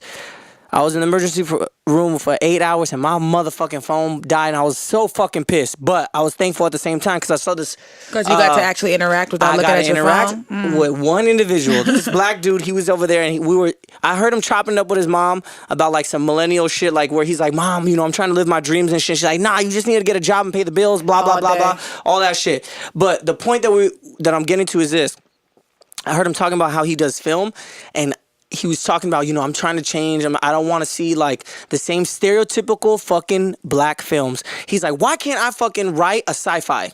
Right? You know what I'm saying? Black people in it. That has black people in it or whatever. And this is the thing. I was like 100%. I was like, that's what needs to change. I said, I'm sick of seeing goddamn fucking slave movies. I'm so fucking over. What the fuck? I'm fucking Hidden Figures. The same bullshit. What we need to see something different. And I don't mean fucking putting a black actor in fucking Star Wars. What I mean is we need to tell they gonna new get mad about stories. that too. Yeah. We need to tell brand new stories. Fuck all Brand the old new shit. stories. Like you said, what is it gonna take? Maybe we gotta kill one generation off. I'm saying. I'm not down for genocide. I'm just saying we need a mental cleansing. Y'all niggas gotta go. We need to get rid of the baby boomers, man. Yeah, Them for niggas real. is fucking up shit. Yeah, because they I'm fucking with up it. shit with the way they think. You feel me? Every time we have a conversation, I say like, God damn it! Like I try to like educate you and show you with reason. Like this is how we should think. And Error, you're still error, like, error, no. virus And coming in, like, virus nope, you're coming done. in. Nah, but fuck, what we saying? Oh, but it's like, yeah. So I think we need to tell, not that everything has to be historical, but what you were talking about, 12 years a slave and whatnot. It's like, damn, like you said, we keep telling the same stories of this and that. And we didn't start as slaves. That's what I'm saying. Stupid That's niggas. the only thing. That's not our narrative, But bitch. that's the history and culture of an adopted African American, that you were a fucking slave, you weren't shit, Right. and you're never meant to be shit, Right. and that's a fucking And we're problem. gonna keep it like that forever. That's what I'm saying. So we gotta tell the story Not that's me. like, all right, what are we doing now? You know what I mean? Like, how could we change this up? And I agree with you because as a writer, when I write my scripts, I don't. A lot of times, what you do is you describe the character when you first introduce them. Mm-hmm. I don't use color at all. And what's funny is that when people read it, they have to come and ask me, "Well, what race is this character?" It doesn't fucking matter the race because it's not about what the actual character's skin color looks like. This nigga said it could be anyone, bitch. It could be anyone. So why do I have to put, oh, this is an African American woman, and now now I don't know how to feel about this character because I can't see an African American woman playing this That role. part. Well, why the fuck can't you? Why not? That's why I don't put descriptors when it comes to color. Indoctrination. It's a fucking woman, Of our nation. and she does this role. Be it black, white, Asian, it doesn't matter. So then I think we have to really become particular about how we introduce media into this new generation to the industry. Yeah. Because if we keep labeling people and saying this is only a white role, this is a white role, this is only a black role, it'll never change. I don't put fucking descriptors. She's not white nor black. She's just a woman with long fucking hair and is a badass. Right. That's it. Can act? We find the perfect actor to play this. That's Fuck all that the color. matters. But I'm also gonna push for color because that's me. That's who we don't have shit to show. The Oscars, we have literally probably 2 or 3 Oscars out of the black community of people who've ever acted. Right. That's a problem to me. Yep. So it's like I'm tired of putting these descriptors on what it should mean to be a character on a show and why the fuck they have to be described this way. I think we do need to start inventing stories. It's perfectly possible for a black family to exist in a sci-fi. Yeah. Come on. So, well, what are some examples right now that we have in the current in media right now? Are there any good examples that people can actually look at? Yeah, Master of None. As far as what? Master of None is just brilliant. Shows? Are you just talking about Yeah, shows? shows Like right Master now. of None. Look at I forget her name. Damn, I shouldn't. But she just won. She wrote one of the episodes. The first black woman they do the comedy writing. Yep, she just won- Lise, Yes. La with an L. You got it. I But know. she with ju- the dreads. Yep. Ay, Dios mío. Okay, you gotta look Her. at how they're building and structuring their Right. team. They're saying, Yeah. okay, look, something has to change. Let's start giving these people opportunities. Master of None is a good show. It's a fantastic show for those who aren't, The funny thing is, it's hard to look back at my catalog and say this is a good example. Because there's not a just lot so of little. it, and Yeah.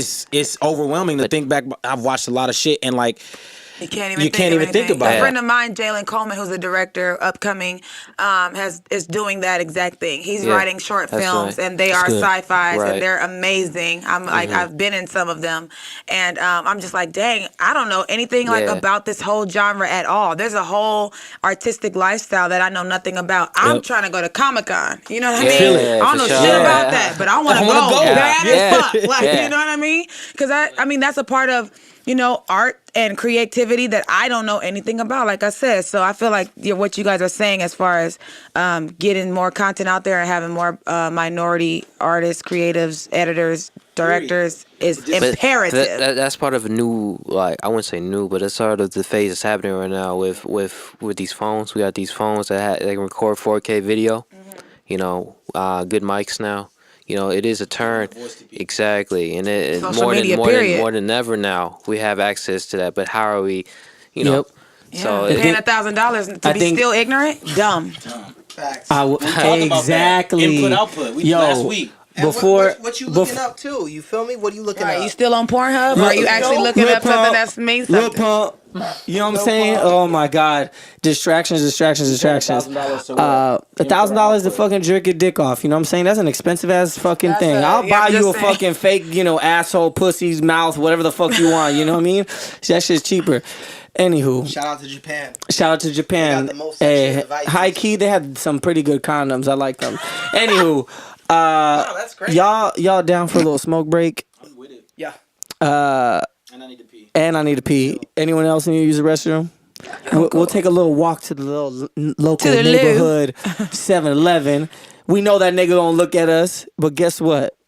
He just happy for our business. He just mad tired. Thank you. Come again. Andy. I think, what's that Asian nigga's name? There's an Indian and an Asian. That's why China and India running this motherfucker. You know what I'm saying? Shit. Because they the quietest. Anywho, let's probably pause this because this shit needs the fucking juice. Yeah. And let's take a little break. I really, honestly, genuinely don't believe you. But if a nigga said, I don't fucking believe you. So, bitch, how? You're lying. I need my mama to go. That's the only thing I believe. Like, Not go. She gotta go and come back. To come back with video and all kind of evidence I ain't never seen from my holograms. Phone, yo, quick. That's for you. I don't want no time for you to have to been doctored this shit. I'm waiting on you when you get off the motherfucker. Let me see. At the door. Baby, I didn't put my I don't give a fuck. Let me see these pictures. I don't believe this shit. They done brainwashed you. Say that you went. Oh shit. Blink twice if this is a fucking joke. Like, because I honestly, and I may sound crazy or like a conspiracy theorist, I don't believe that niggas went to the moon. Man, I'm dead ass serious. Check. It's all kind of shit. I don't know. Who knows? Think about it. When was the last time we went to the moon? One giant step for man. If we were able to go and have perfected the technology to do so, how come nobody else has landed on everything you hear is about? Oh, astronauts, they're up there just testing and doing shit. Right. But when was the last time? But it's only 2 days over here. But when is the last time it actually came back and said that we've been on the moon again? Wouldn't it have changed? Wouldn't have space evolved? I know for sure it probably didn't happen at the time that it did. You feel me? They probably like forced that video out because it was a space race with the Russians. So they're like, yo, we can't look incompetent to Russia because Russia. You know what I mean? I mean, fuck. Russia hacked our fucking voting system, bro. You know what I'm saying? Niggas is trying to keep us fucking deprived of knowledge. That's the issue. The United States works off of fear. That's it. It's like, yo, don't keep niggas. Every system of control works off of fear. I mean, I love God, but think about religion, how church, you know what I mean? They control people. If it was you have like sex before marriage, you're going to hell. Really? And that's not even how God worked, though. That's the crazy part. Yeah. They feed that. I like these kinds of They feeding that. I think it's about the actions of the heart. You know what I mean? Exactly. Bro, I feel like I feel like I'm so dramatic with my head tilted, right? Like I'm on a radio show. No, I'm looking at you with this lime and the fucking Corona. Looking like a billboard. Yeah. Right? Oh, shout out to Corona. They didn't sponsor me already. Iconic. It's iconic. But take one for Instagram right now. Nah, but what are we talking about? Fuck.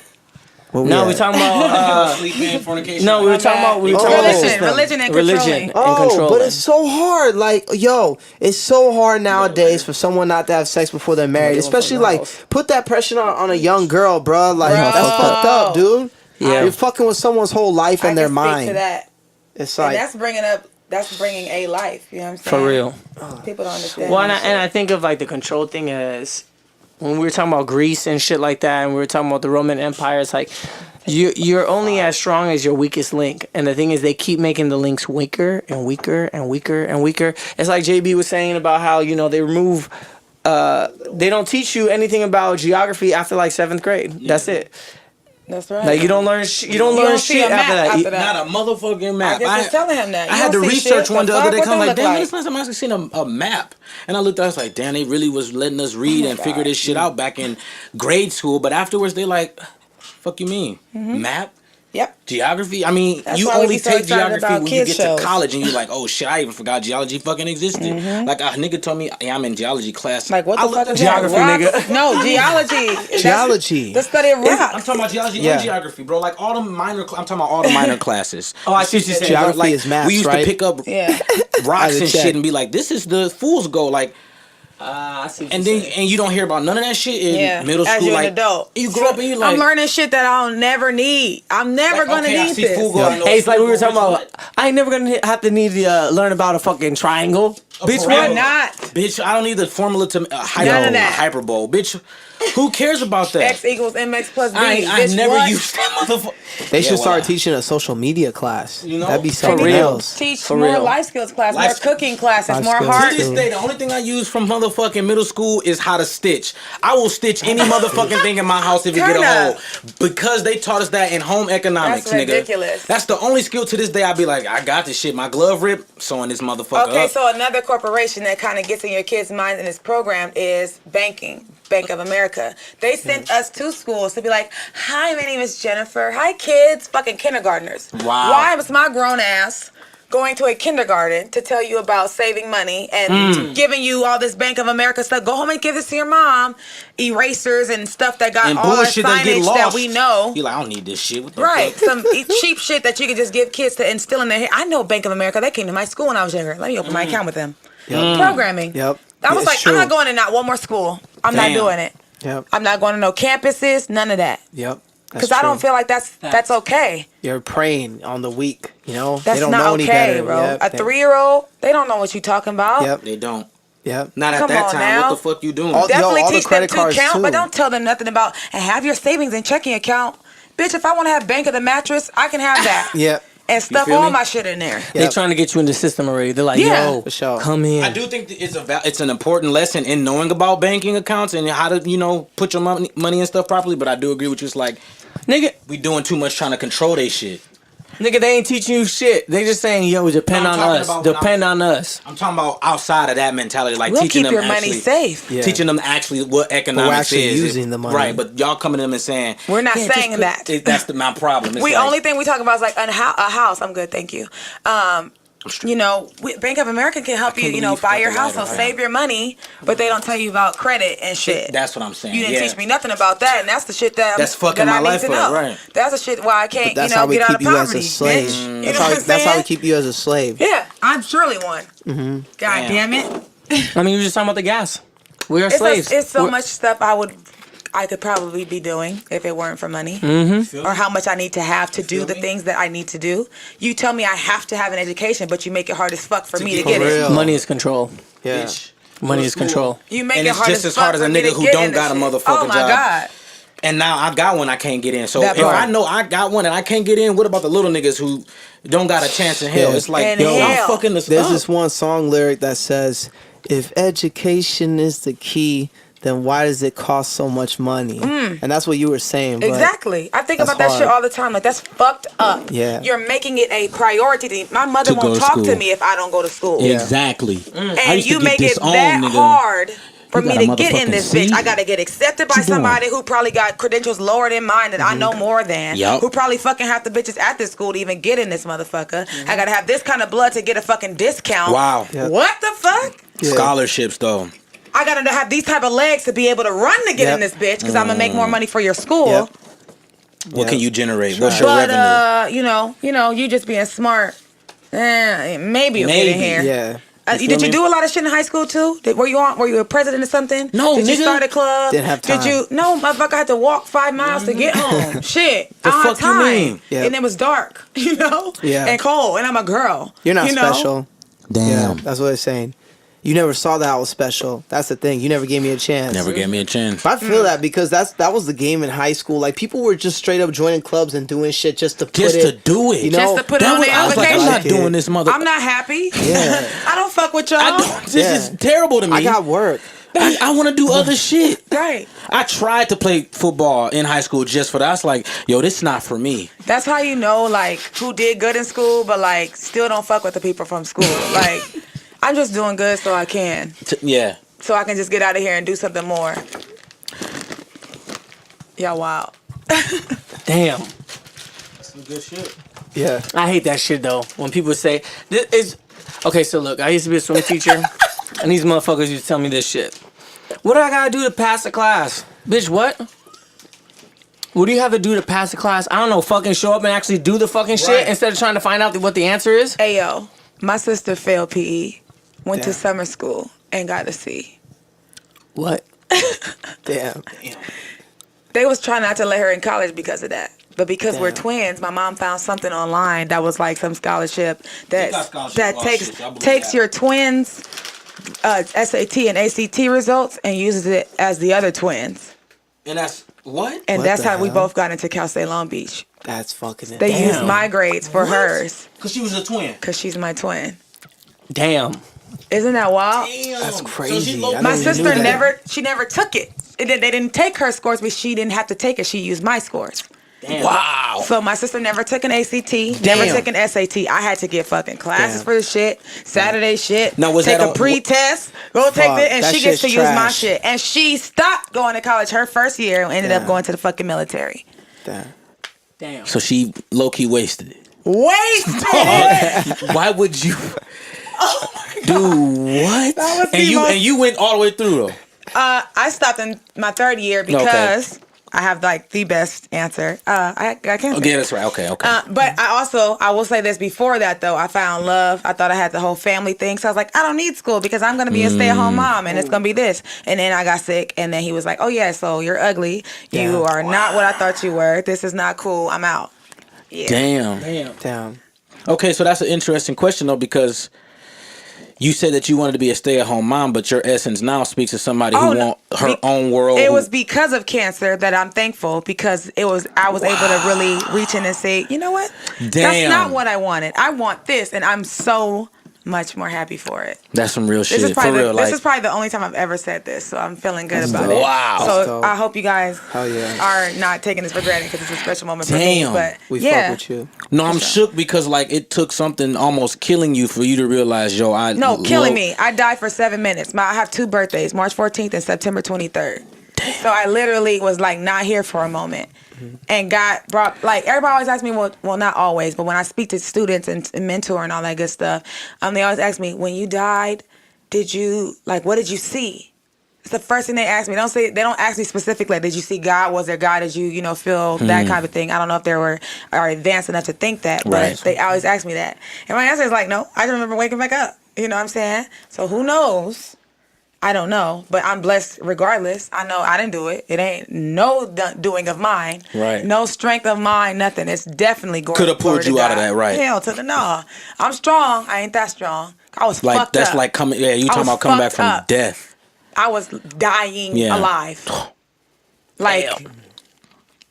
I heard this story yesterday about this girl, real quick, that was 8 years old, and she was woken up by some guy that the mom let stay in the house, and he lured her outside, basically raped her like really bad. 8 years old, put her in a fucking trash can and put 200 pounds of cement on top of her, and was laughing at her while he was doing it. And she faked her death basically. She had choked her too, and she acted like she was dead. And I was like, damn, I wonder if I could go through that. There's no way. I would have died that day. Like, I would have For been done. sure. I would have been Like the done. mental stress, like Alone would have been had me, and I'm out. ready to kill yourself. Wow. But people tell me that same thing about me and my story. I And can that- I I'll can be like, 100% agree with wait, them because I'm like, what are you nothing. talking I'm about? nobody. That kind of strength, I don't know if I could have. Right. But it just goes to show, shit, you don't know what you could go through until you push to that limit. I say And then that it's to like, everybody. okay, now what? Yeah, and Yeah. you gotta. And if you are Damn. blessed to come back from something like that, you'll have a purpose. It's something for 145. you to be here for. It's some type of life I'm here to change. And I wake up every morning thinking that, and I'm like, damn, I can't be mad, can't be sad, can't be upset, because what if I meet the person I'm supposed to save today? You know what I'm saying? And I'm in my fucking funk, and I can't talk to this person right, and I could have saved them from something. So Now, see, this is the type of stuff that I think ministry should be about. When we were talking about churches and the whole because if I didn't know Christ, I'd know him today for real. Oh, shoot. 100%. Like, Can you say that for my pastor? I'm dead ass serious. Like, because I don't think I ever been in a moment where a nigga who was talking to me about Christ made me feel the way that you really just. And I've been in church all my life. I was being groomed to be a pastor, all that shit. So like, my God. to hear you say that, if I know Christ, so but for you to say your story. If I didn't know him, and I never understood when people say that, how could you not know Christ and get saved? You got to really know. That has to be a special moment. If I did not know Christ, I promise you, I would have tried to find my nearest church home, because that's some powerful shit to talk about and be like, to come back from and be like, yo, that's just, and you sitting here just like it ain't nothing. But to me, I'm like, it's nothing to me. When people tell me something, I'll be like, I'm nobody. I'm you. I'm you. Yeah. I'd give my life to Christ. Hands down, I'd be like, yo, it's something out here that I want to be a part of, and I think it's Jesus. Shit, I could die right now. Damn, man. I've done my job. that's crazy. Wow, neighborhood. Facts. I'm done with the mic, Brock. Damn, dude. It sounds like that's when you got like woke. Yeah, man. But it ain't no cultural wokeness. No. It's human. No.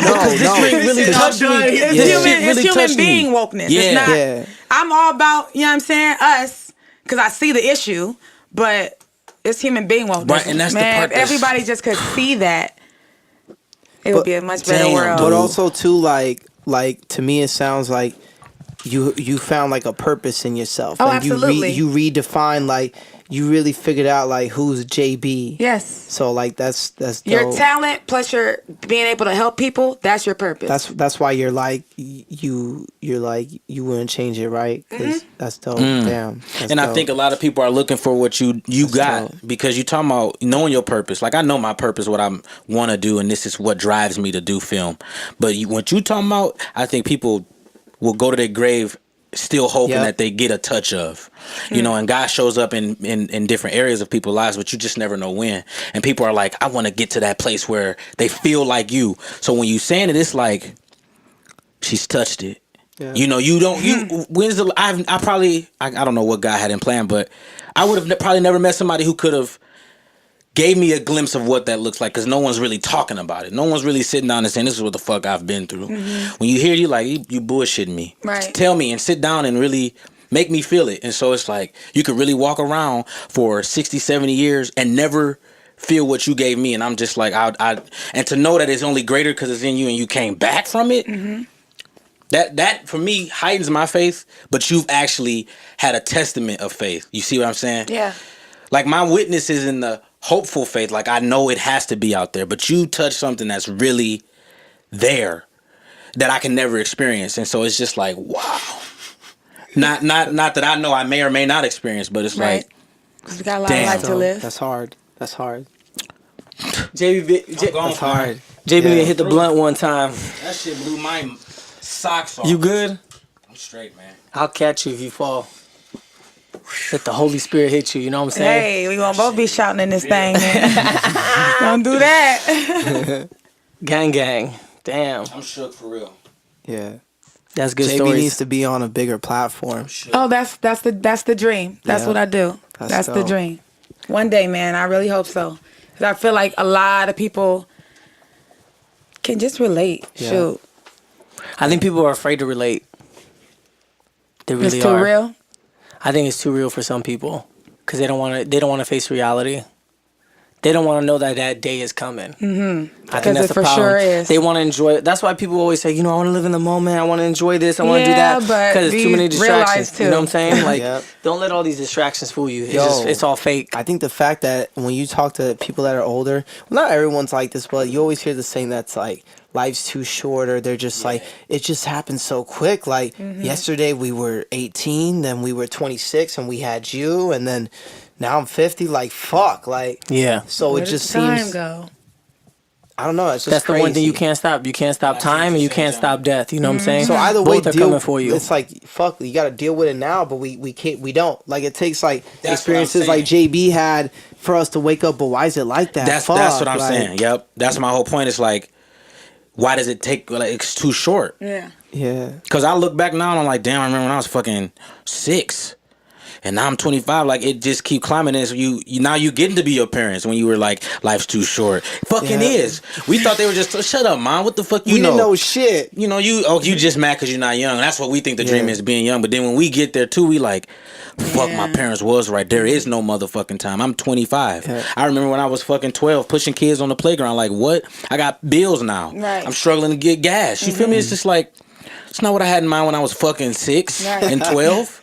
I was gonna be a race car driver. I want to do it all. But then mom and dad was low key telling us like, chill out, enjoy this. Yeah. And now I'm like, damn. But that's my thing is, we never really get an answer. Yeah. We just always get the hope. You'll see. Yeah. But you saw it, you know. Yep. That's the crazy part. Just out here. Hell yeah. Out here in the neighborhood, that part. Neighborhood. Loving it. Shit.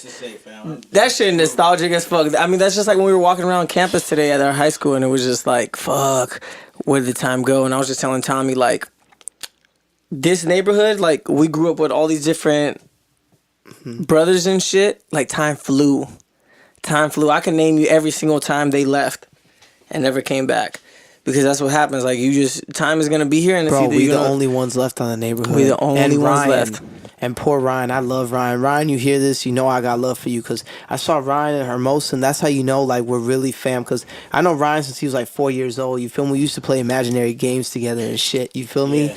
Like y'all go back. Yeah, we go back. Yeah. Like we had imaginary bitches together. We're like, yo, fam, this your girl, this my girl. Okay, that's your bunk. Yeah, we used to play this game, Army. That every time, like at the end of Army, we're like, all right, we gonna get a bitch. Okay, that's your girl. Yeah, straight up, I kid you not, because you're in the Army, you gotta get a girl. Yeah. I know. That's what niggas talk about. Exactly. So when I saw him in Hermosa, like, there's like other people that were on the block that like, for instance, the older generation, you guys don't vibe well because you guys came here. When did you move here? You were already like 7 or... I came here when I was in 2nd grade. Yeah, so 7 years old. So we actually grew up more together, the younger ones. But when I see Ryan, though, it's all fucking love. And I'm just like, man, how you doing, bro? And I'm giving him a hug. And his friend's like, who the fuck is this? He's like, oh, it's my next door neighbor. Who the fuck is this guy? And I'm crouching like, on my shit.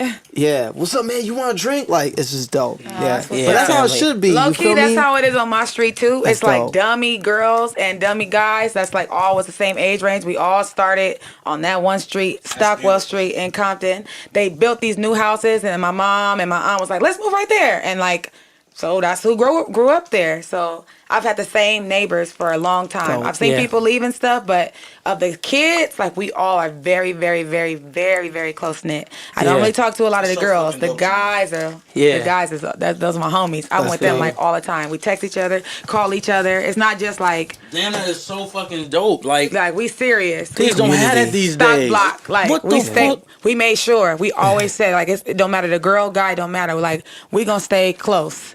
Those are like my brothers, man. That's I love crazy. them. And a lot of kids can't get that. I didn't get that. It's just like, damn, like, you know, we didn't move a lot, but we moved enough to where I didn't really get. I had some friends, but it wasn't like you build a bond with them, like you move away and never see them again. Yeah. But you talking about some shit where you hit a nigga. No, it's a lot of us right now. They probably gonna act like I was just there last night. Wow. Like, I don't. When I take friendships very seriously. Like, very serious. That's why I never understood when my grandma be like, or everybody someone ain't died. Your friend. Yeah, I'd be like, you don't. And then, but that's why only one person that known her for like 65 years can come back instead of a group of people, because that whole quote, everybody ain't your friend. Yeah. Man. But I've just been able to like really discern who the fuck is who the fuck. Like, you know? That shit fire. That's so true. Yeah, because there's a lot of people that just want to be in the moment with you. They just want it. Or it's like what we were talking about, like, if you're not happy, maybe you gotta look in the mirror and see what's really causing the situation. I think there's people that they just want like-mindedness, you know? If they unhappy, they want unhappy niggas around them. Yeah, misery loves company. Exactly. All day. Exactly. I've lost a lot of friends because I was always like, that's not right, and I'm really not gonna do it. Like, I'm not a follower at all. I've always been a leader my whole life. And like, so before sick, whatever the hell, I was always a leader. I'm just like, I'm more with the people instead of like pulling the people. I feel you. You can't pull them apart. Yeah, no, you got to be with them. That's the leader. You gotta be the gonna do the it glue. too. You know, the bread and butter. I've lost a lot of friends because I don't know what it is about girls nowadays and being a hoe, but like. That's like the thing to fucking do because they see these black chinas that's getting these babies and these bodies and getting these boos, but no husband. We know you a chick that she's straight up. That's She want to get knocked up just to have. Yeah, just to have that. no, it's That's real. it. No, you know crazy. a chick. I know a lot of chicks. 'Cause I am one. You understand? Not that I want to do that, but because I don't want to do that. I mean, I lost so many friends because I'm not fucking with it. I'm not with it. I'm not about to follow this dude home. I'm not giving up nothing. I didn't have sex till, and I talk about this too when I'm talking to like the older crew release. I didn't have sex till I was like 21 years old. Preach. With somebody that I was with for 4 years, which is the guy that left me when he found out I was sick. Same Preach. fucking person. I'm 28 right now. Preach. Maybe we only had sex with that one guy. Oh, no. Hold on. She said, hold on there. Hold on. That part. Because after 4 years, you get upset. Right.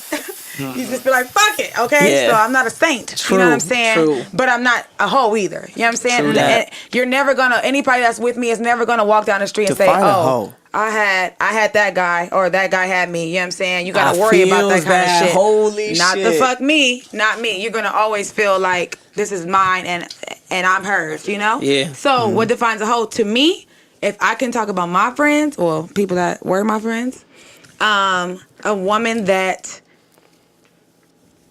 prostitutes herself, and I'll say that as in, if a man does something for me, I'll have sex with him. 'Cause that's what you're doing. You're getting something for that. It's a trade. It's like a Pokemon card. I mean, he hoe too. You know what I'm saying? Yeah. I'm sure. So that I don't discriminate male or female. Y'all all hoes. Yeah, I get what you're saying. My friends that are hoes. It's like a sexual favor, essentially, A right? sexual favor makes you a hoe. Now, if you just like to date, cool, live your life. You don't Yeah. have nobody that you're exclusive with. You're not hurt nobody feeling. That's cool.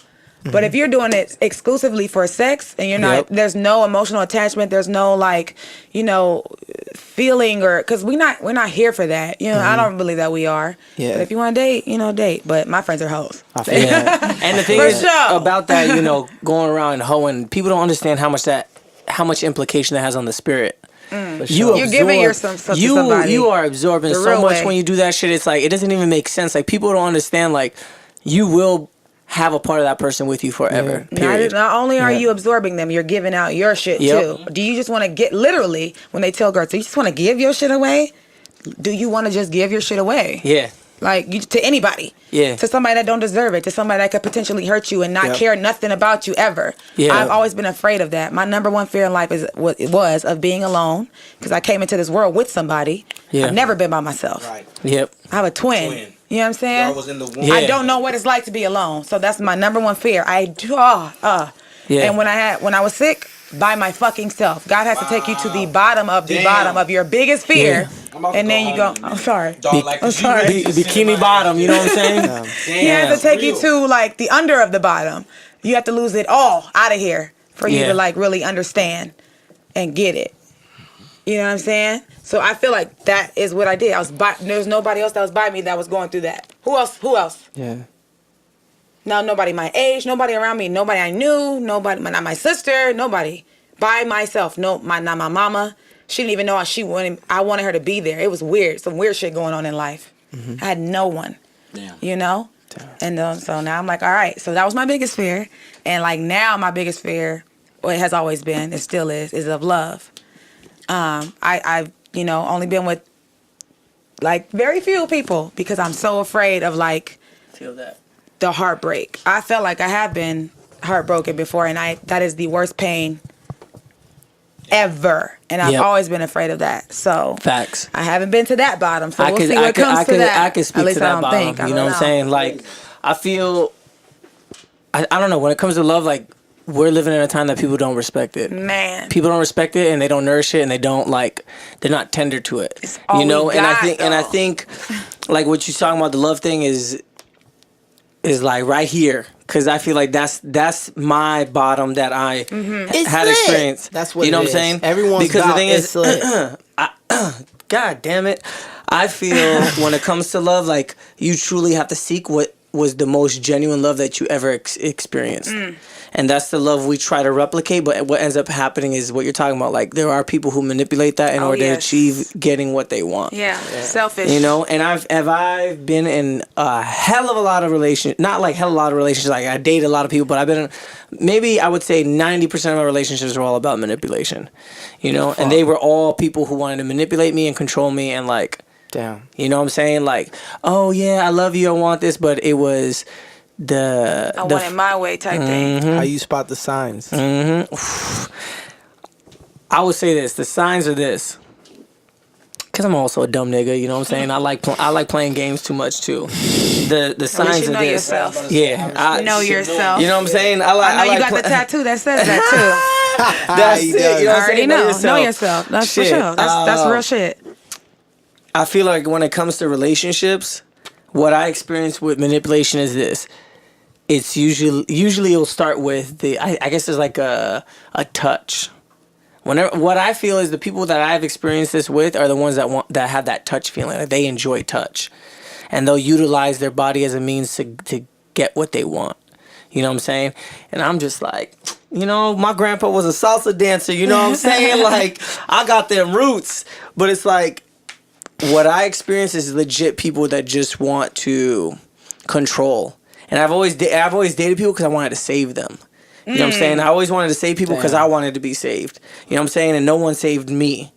So I had to save myself. So therefore, I want to save others. You see what I'm saying? Yeah. So the women that I was with, all of them I wanted to save because I saw potential in them. I saw what they wanted. I saw what they could be. The maximum potential I saw in them. You see what I'm saying? So like the save women them from what? I don't know. It could be anything. So the last couple of relationships, one of them was like daddy issues. You know what I'm saying? Like had real legit, like never really had a connection with her father. And I was like, I know how to show her that. And I would provide that. But I was sacrificing myself for that. You see what I'm saying? And then like another one was like, I knew this girl could be like tenfold a great human being.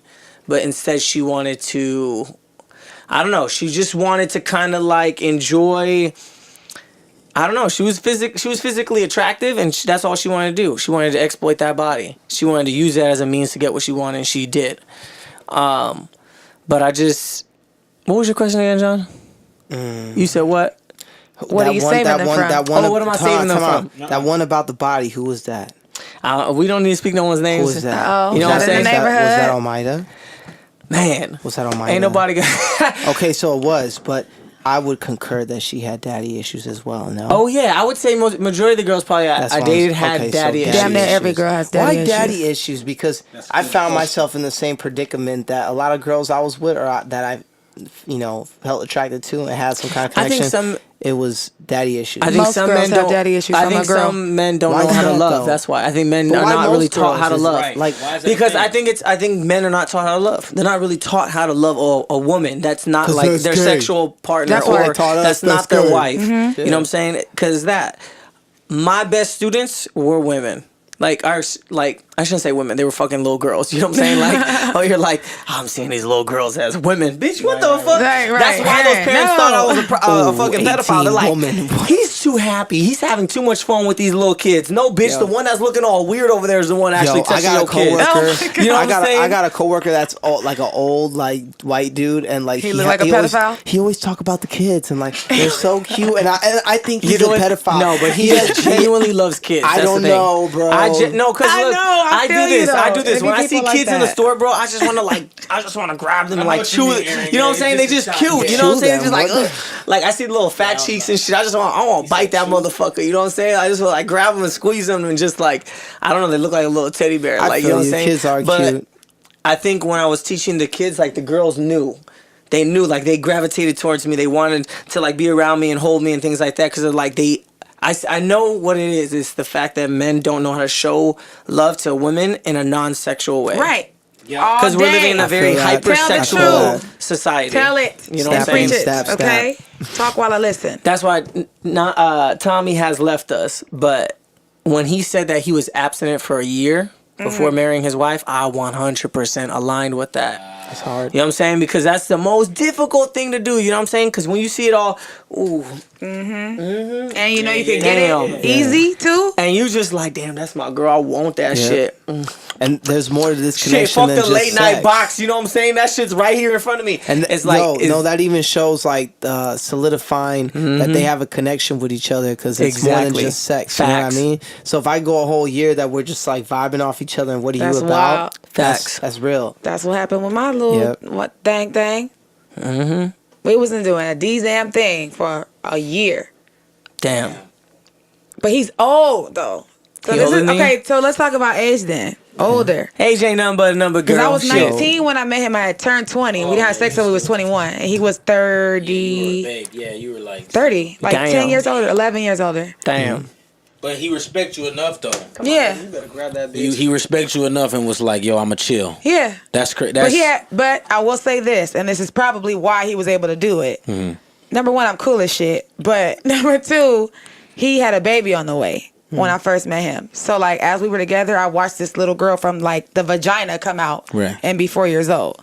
So I was like playing stepmama. That's what I meant when I said I left school because like I had a family. Right. You know what I'm saying? So that's what I felt. I was like being a mom. I was like cooking and cleaning and shit. And I was young still. I hadn't done anything. But I didn't want to. I thought this was like, this is what you live for. But it's not. It's more than that though. Do you think God then used a part of that to transform you and come out of what you came out of? And Fortunately and unfortunately, Right, yes. but yeah. The human me is like, I hate it. But the one that's spiritual and knows I'm going to live longer than this, yeah. It was for a reason. I feel you. Still broke my heart though. Right. I think, But that's why I still believe in love though. yeah. I don't hate it. I don't be like, fuck niggas. Yeah. Nope. Every time I go through something, I'll be like, ooh, the next one gonna be even greater. You know what I mean? I'm glad Let's you said that go. because I think a lot of women in general, especially unfortunately black women, can do that because they realize they just that whole phrasing "niggas ain't shit." Yeah. I think that's so to know that you niggas didn't ain't give shit, up though. because what happens not. is, yeah, the niggas can't be shit and all of them aren't. But at the same time, you also have to be willing to say, I'ma still believe in this. And the nigga that is the shit. Exactly. That's the shit for me, because though. then you cancel out everything else, and a good nigga do come your way, and now you done fucked it up. You have to, it ain't about the niggas. It's also about you saying, I'ma still love though. I'm not gonna love ignorantly. I'ma that still part, love. I'm definitely going to. That's like my favorite. Because I know I know it's achievable because I know I can give it. And if I know I can give it, somebody else can. I'm not, I'm no different from anybody else. And the fact that you could even see like when you see other people in love, it like brings like warmth to your heart. That you're It like, makes me so happy. fuck, like I love love. So I love that it. goes to show you something good because everyone will feel good just looking like Nigga, damn.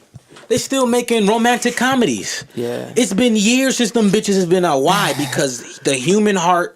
I hate romantic comedies, but I will watch it, and there's no matter how much I hate it, my heart says, "Damn, that's a touching beautiful shit." Yeah, regardless how cheesy the shit is, regardless if it had a good storyline or not. At the end of the day, and you know how the motherfucker is gonna end because they all end the exact same. But there's still that feeling. You be like, "Damn, I really hope that's real. I really want that." You know. That's why I love Disney movies. Niggas ain't just making that love up. That's real written shit that somebody went through. They Somebody were like, felt that. That's I real mean, somewhere, it may be cheesy. goddammit. It's real somewhere. It may be cheesy as fuck, but a nigga somewhere was like, and they said, "Oh, we can make it better." And they fucked it up, but it came from a real place, and it was like, "Yo, that's love." That's love. What's love got to do? I can't hit a note right now. There you go. Hey. Anyway, okay. Fuck it up. Okay, now We can me. start our own church choir up in this bitch, okay? Shit. The neighborhood is really a church, y'all. Y'all We being just wanted to converted. bring Y'all y'all- being converted tonight. Did you know that God? Yo, real talk though, like Little did you know. yeah, I don't know. I think on Nah, that, man. I Nah, think on man. that That's love for tip me. too. I think some people are just afraid of it because they've been hurt. But like, you just need.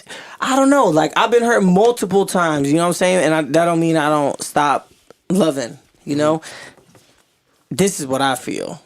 I feel that the only way this world can be fixed is you just gotta show love. That's it. You know, have a little bit of spice. Cause I ain't gonna stop being a little fucking racist sometimes, but I still love everybody. You know what I'm saying?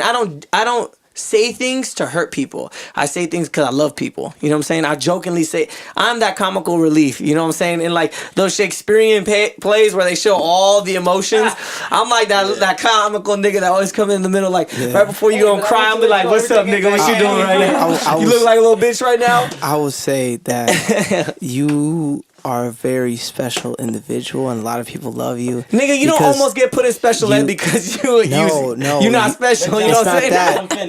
It's that you are raw and uncut. You know what I mean? Like basically how I feel. Like you're gonna tell everyone exactly how you feel. That's it. So it's like, and you said it in a funny way, so it makes people like you. Cause you're unorthodox, right? But right, yeah. But it's because you're still an asshole at the end of the day. Right, because it was mean as fuck. But I like, yeah. But it's because people will fake. You feel me? Like they're like, oh, what do you think of this? Oh yeah, it's cool. But you're the person that's gonna let them know, like, nah, bitch, that shit ugly, and why you didn't do it like this? And you need to do it like that. Yeah, but you're gonna make the person better. But she's still laughing at you though. Yeah. You know, she's not mad at you that you said it. Like when I be like, "Aren't you dumb messy?" Yeah, I'm like, wait, did you take offense to that? And you're like, nah, girl, no. I'm like, oh well, cool. Yeah, because you know yourself. Yeah, and that's what's it. up. Just that's it. People gotta know themselves and know they damn lane. Exactly. It goes the full lane, circle, man. like Noah full says. circle. Full Damn. circle. Noah, we miss you, I dog. saw him in the store. I said full circle. He just looked at me like, what the fuck? He's like, what the fuck? This nigga real talk about this podcast shit in real life. I didn't even say nothing. Right. Like Noah looked at me and I was like, full circle, and he's just like, the fuck? That nigga knew. Yeah, now lanes. I think this. Okay, so it goes into a conversation I had the other night. I don't give a fuck. I'm gonna talk. Yeah, let's smoke this. Wait, no, we do. Bitch, we got fire in the house. Okay, I got a whole stove in there. I'm bitch, sure we got fire. Okay, I will say this. I think sometimes people get so caught up in the way that they want things. Like, I need things to be done like this, and one foot in front of the other, and right after. Nigga, that's not how life works. Life is a fucking hurricane. You know what I'm saying? R.I.P. fucking Houston. But oh my God. I will say this. When it comes to like how you need to cope with things and how you need to like connect to things, it's like what I was sharing with my girlfriend the other day. I told her this. I said, in order for me to understand things, I have to communicate with other people. That's the only way that I understand things. I can't just sit in my own thoughts and like, oh my God, because I'm going to be like in my own thoughts and they'll be like, oh, squirrel. Yeah. Oh my God. Oh, this. And I'm like, so I need like a real nigga to come up to me and just be like, okay, look, nigga, we going to talk about this shit. Hey, don't get distracted, nigga. Right. You know what I'm saying? Like, that's the type of shit I have. And that's what I need. And so I remember I shared with like, hey, I was like, babe, I understand now. I understand you need quality time. I know you want that and you desire that and I haven't been giving it to you. And she's like, I've always been telling you that. I've always been saying that. And you don't listen. I was like, it's not that I don't listen. It's just like, I didn't get it. You know what I'm saying? I need it explained a little bit differently. Yeah, you know what I'm saying? I didn't almost fail fucking third grade because I didn't know how to cursive. It's just like, bitch, I wasn't getting it. Right. You know what I'm saying? Teach me bitch, different. I said I can't make this line loop like so this. So tell me another way to do it because I can't do it how they doing it. And it was like, I think she came to the realization when I shared with her, she was getting frustrated at the fact she's like, oh, you're sharing information with like people again. And I said, no, it's not that. I said, you gotta I communicating what I need to get done. You know what I'm saying? It's not like I'm openly gossiping about this shit. It's just like I need to get something done. Interesting. And I'm seeking to get something done. You see what I'm saying? And then I saw this like in her face, kind of like relief, because she was like, damn. I get it. Like, he's doing what he needs to do in order to achieve getting what asking. Exactly. You know what I'm saying? That's it. Yeah. And I think a lot of people miss that, is that it's not about me just asking him what I need or telling him what I want. Exactly. I have to tell him what I want, but wait enough for him to actually process it, because he may not understand what the fuck I'm talking about. Exactly. Especially if this is new. Look at the history that he just laid out for us, the female history. He may not know how to really do this. Hell no, I don't know how to do this, nigga. And so it's like, every I single gotta take woman that I chance. was with, bro, manipulated me, bro. Every single woman that I was with try to change me. You see what I'm saying? Like, I've been going through change my whole fucking life. So when you try to share something with me that you want, I'm like, oh shit, this bitch trying to fucking change me. I'm gonna have to fucking square up. I'm gonna try and knock some teeth in. Yeah, I gotta put my foot down. Budging. Yeah. But instead, no one has ever articulated to me like, hey, this is what I desire, this is what I want, this is what I need. You know what I'm saying? And so when I'm like, okay, let me go, they're like, okay, who wants to be a millionaire? Choose your option of like, you know, your fucking help. I'm like, nigga, I'm phoning in every time. Shit. Lifeline. Bitch, I know the answer. I think I know the answer. I might be the answer. Yeah, let me go communicate. Let me figure this out. And it's not to go gossip. It's to say, I'm really exactly. close, ain't gossiping. but Shit. can you fucking help me make sense of this? Because Let me tell you something. Gossiping is if I was talking about some pussy. You know what I'm saying? Right. Shit. Damn.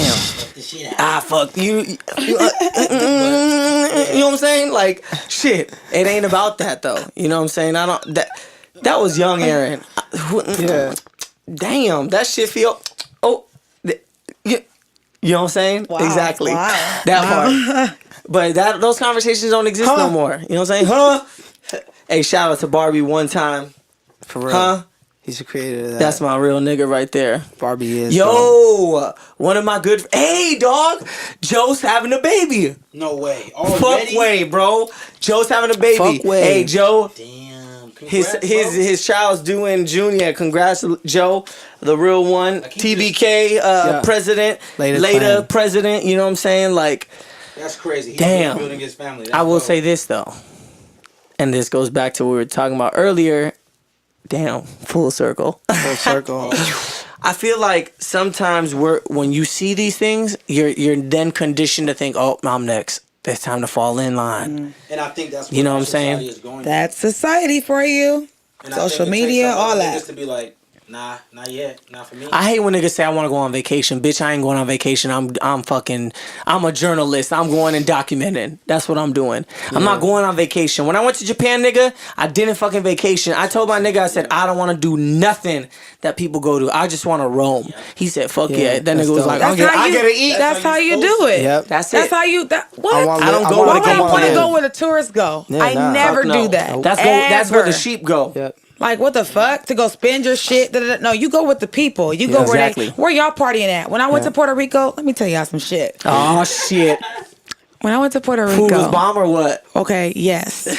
First of all, mofongo, rice and beans is what I had like every day. That's Hell yeah. Shit. I loved looking at the people's faces, the diversity and all that good stuff. Yeah. She said, I want me a Puerto Rican man. That's what she Fine said. too. That's fine too. You know what I'm saying? Love is love. But my friends and I had like gotten a condo from this pilot that one of the other girls, she was an airline stewardess, and the pilot that she knew had a house in Puerto Rico, and she's like, we could all stay there in May. And I was like, okay, so this was May of 2016. And I'm like, all right, so it's all of us in this big ass house, and we get on like Hollywood dresses on, heels, all this shit. Thinking we going party in Puerto Rico. Yeah, it's a Friday night. I know what's going on. So we ask like the people in the front, like, hey, where should we go to like party tonight? And they're like, oh, go here. Whack. Like, it was like stupid. So we asked like this lady that was like shooting up. It looked like she was ready to like nod off type of high. It was like, where do we go to party? She's like, you guys go to whatever street and whatever street. You guys are tourists, right? Yeah. Where do we go? Where do the real people go? She was like, go to this street, whatever. We go in our dress, in our heels, like we Hollywood status. And this shit is like bungalows. But literally it's like 10 blocks of nothing but parties inside of like houses that they've made into clubs. You don't pay to get into not one of them. Damn. Everybody got on shorts, how you know it's a real regular motherfucker, shirts, dog. bras. That's like where we went. It was bomb. Was it called El Yunque? Oh my God. So it's right next to El Yunque Forest. Bro, but it was that's like over where we there went. though. But we didn't go during touristy I don't know if she time. was next to were you next to the beach or not? Maybe two different spots. We were not next to the beach. Yeah, we were next to the beach. But that's how they turn up That's over how there. they do it. We were turning up in the dirt. And literally, it was bro, they were serving us red cups and they were making that shit. It was like 80% alcohol, Oh my 20% God. soda.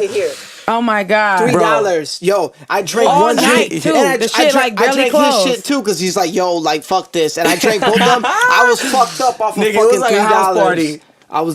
I'm like, I could literally live like this a life. row I would of move all here. houses that are club, and you just walk in, music playing at this one, that one. They got this kind. Ain't no food being served. We just in there like really sweating our asses off. Damn. And it was for sure people shooting up over there. There's no police, no security, really. You know what I'm saying? It's just people having a good ass time, and that was like the realest shit. I feel like in dope. Puerto Rico, the whole like island is just having a good ass time. I mean, not that everyone's having a good ass time, but I mean, like, I felt more alive when I was out there. Like, on the island, you always have a good time because I feel like here we're just time in the world. No worries. work, That's work. it. We work all the time all here. the time. Hell yeah.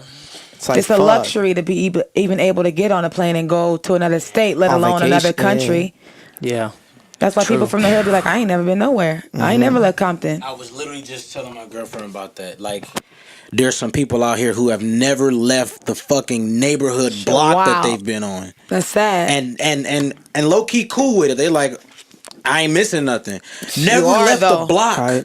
Yep. I'd never heard of that That's until I got sad. down here. It was like, I've been on this block for as long as I can remember. You're fucking ridiculous. Never left. I couldn't imagine wanting to stay in one spot. That's hella control, bro. That's limited. and don't want to leave? don't want to. Because like, it's institutionalized. What is here that I'm missing? They don't know nothing else, you know, and it's like, fuck, and bro, don't want to like, know, though. That's the part, Yeah. though. That part. That's is what don't want to bothers know. me. because you get stuck in that Man. train of thought. You feel too me? It's like comfortable. that's all you know. I never want to be comfortable. Let's get out of this. It's That's like the only way you could grow is to be uncomfortable. I was just telling Tommy that. I bet you if you take any of those people that said they don't want to go, like literally, like you blindfold them and then you drop them off somewhere else, you know, they're never gonna be like, oh yeah, I don't want to go. Now they're like, yo, whoa, what the fuck is this? Right. That goes What back to else? like, What am I I forget missing? what the hell the Socrates quote is or something, but there's something with Socrates that, or was it Plato? It was one of those that they were in a cave, right? And then all they saw was like the shadows of these figures. And they thought those were like the gods of their world. But then come to figure out once they leave the cave, they're like, holy shit, like there's a whole nother universe.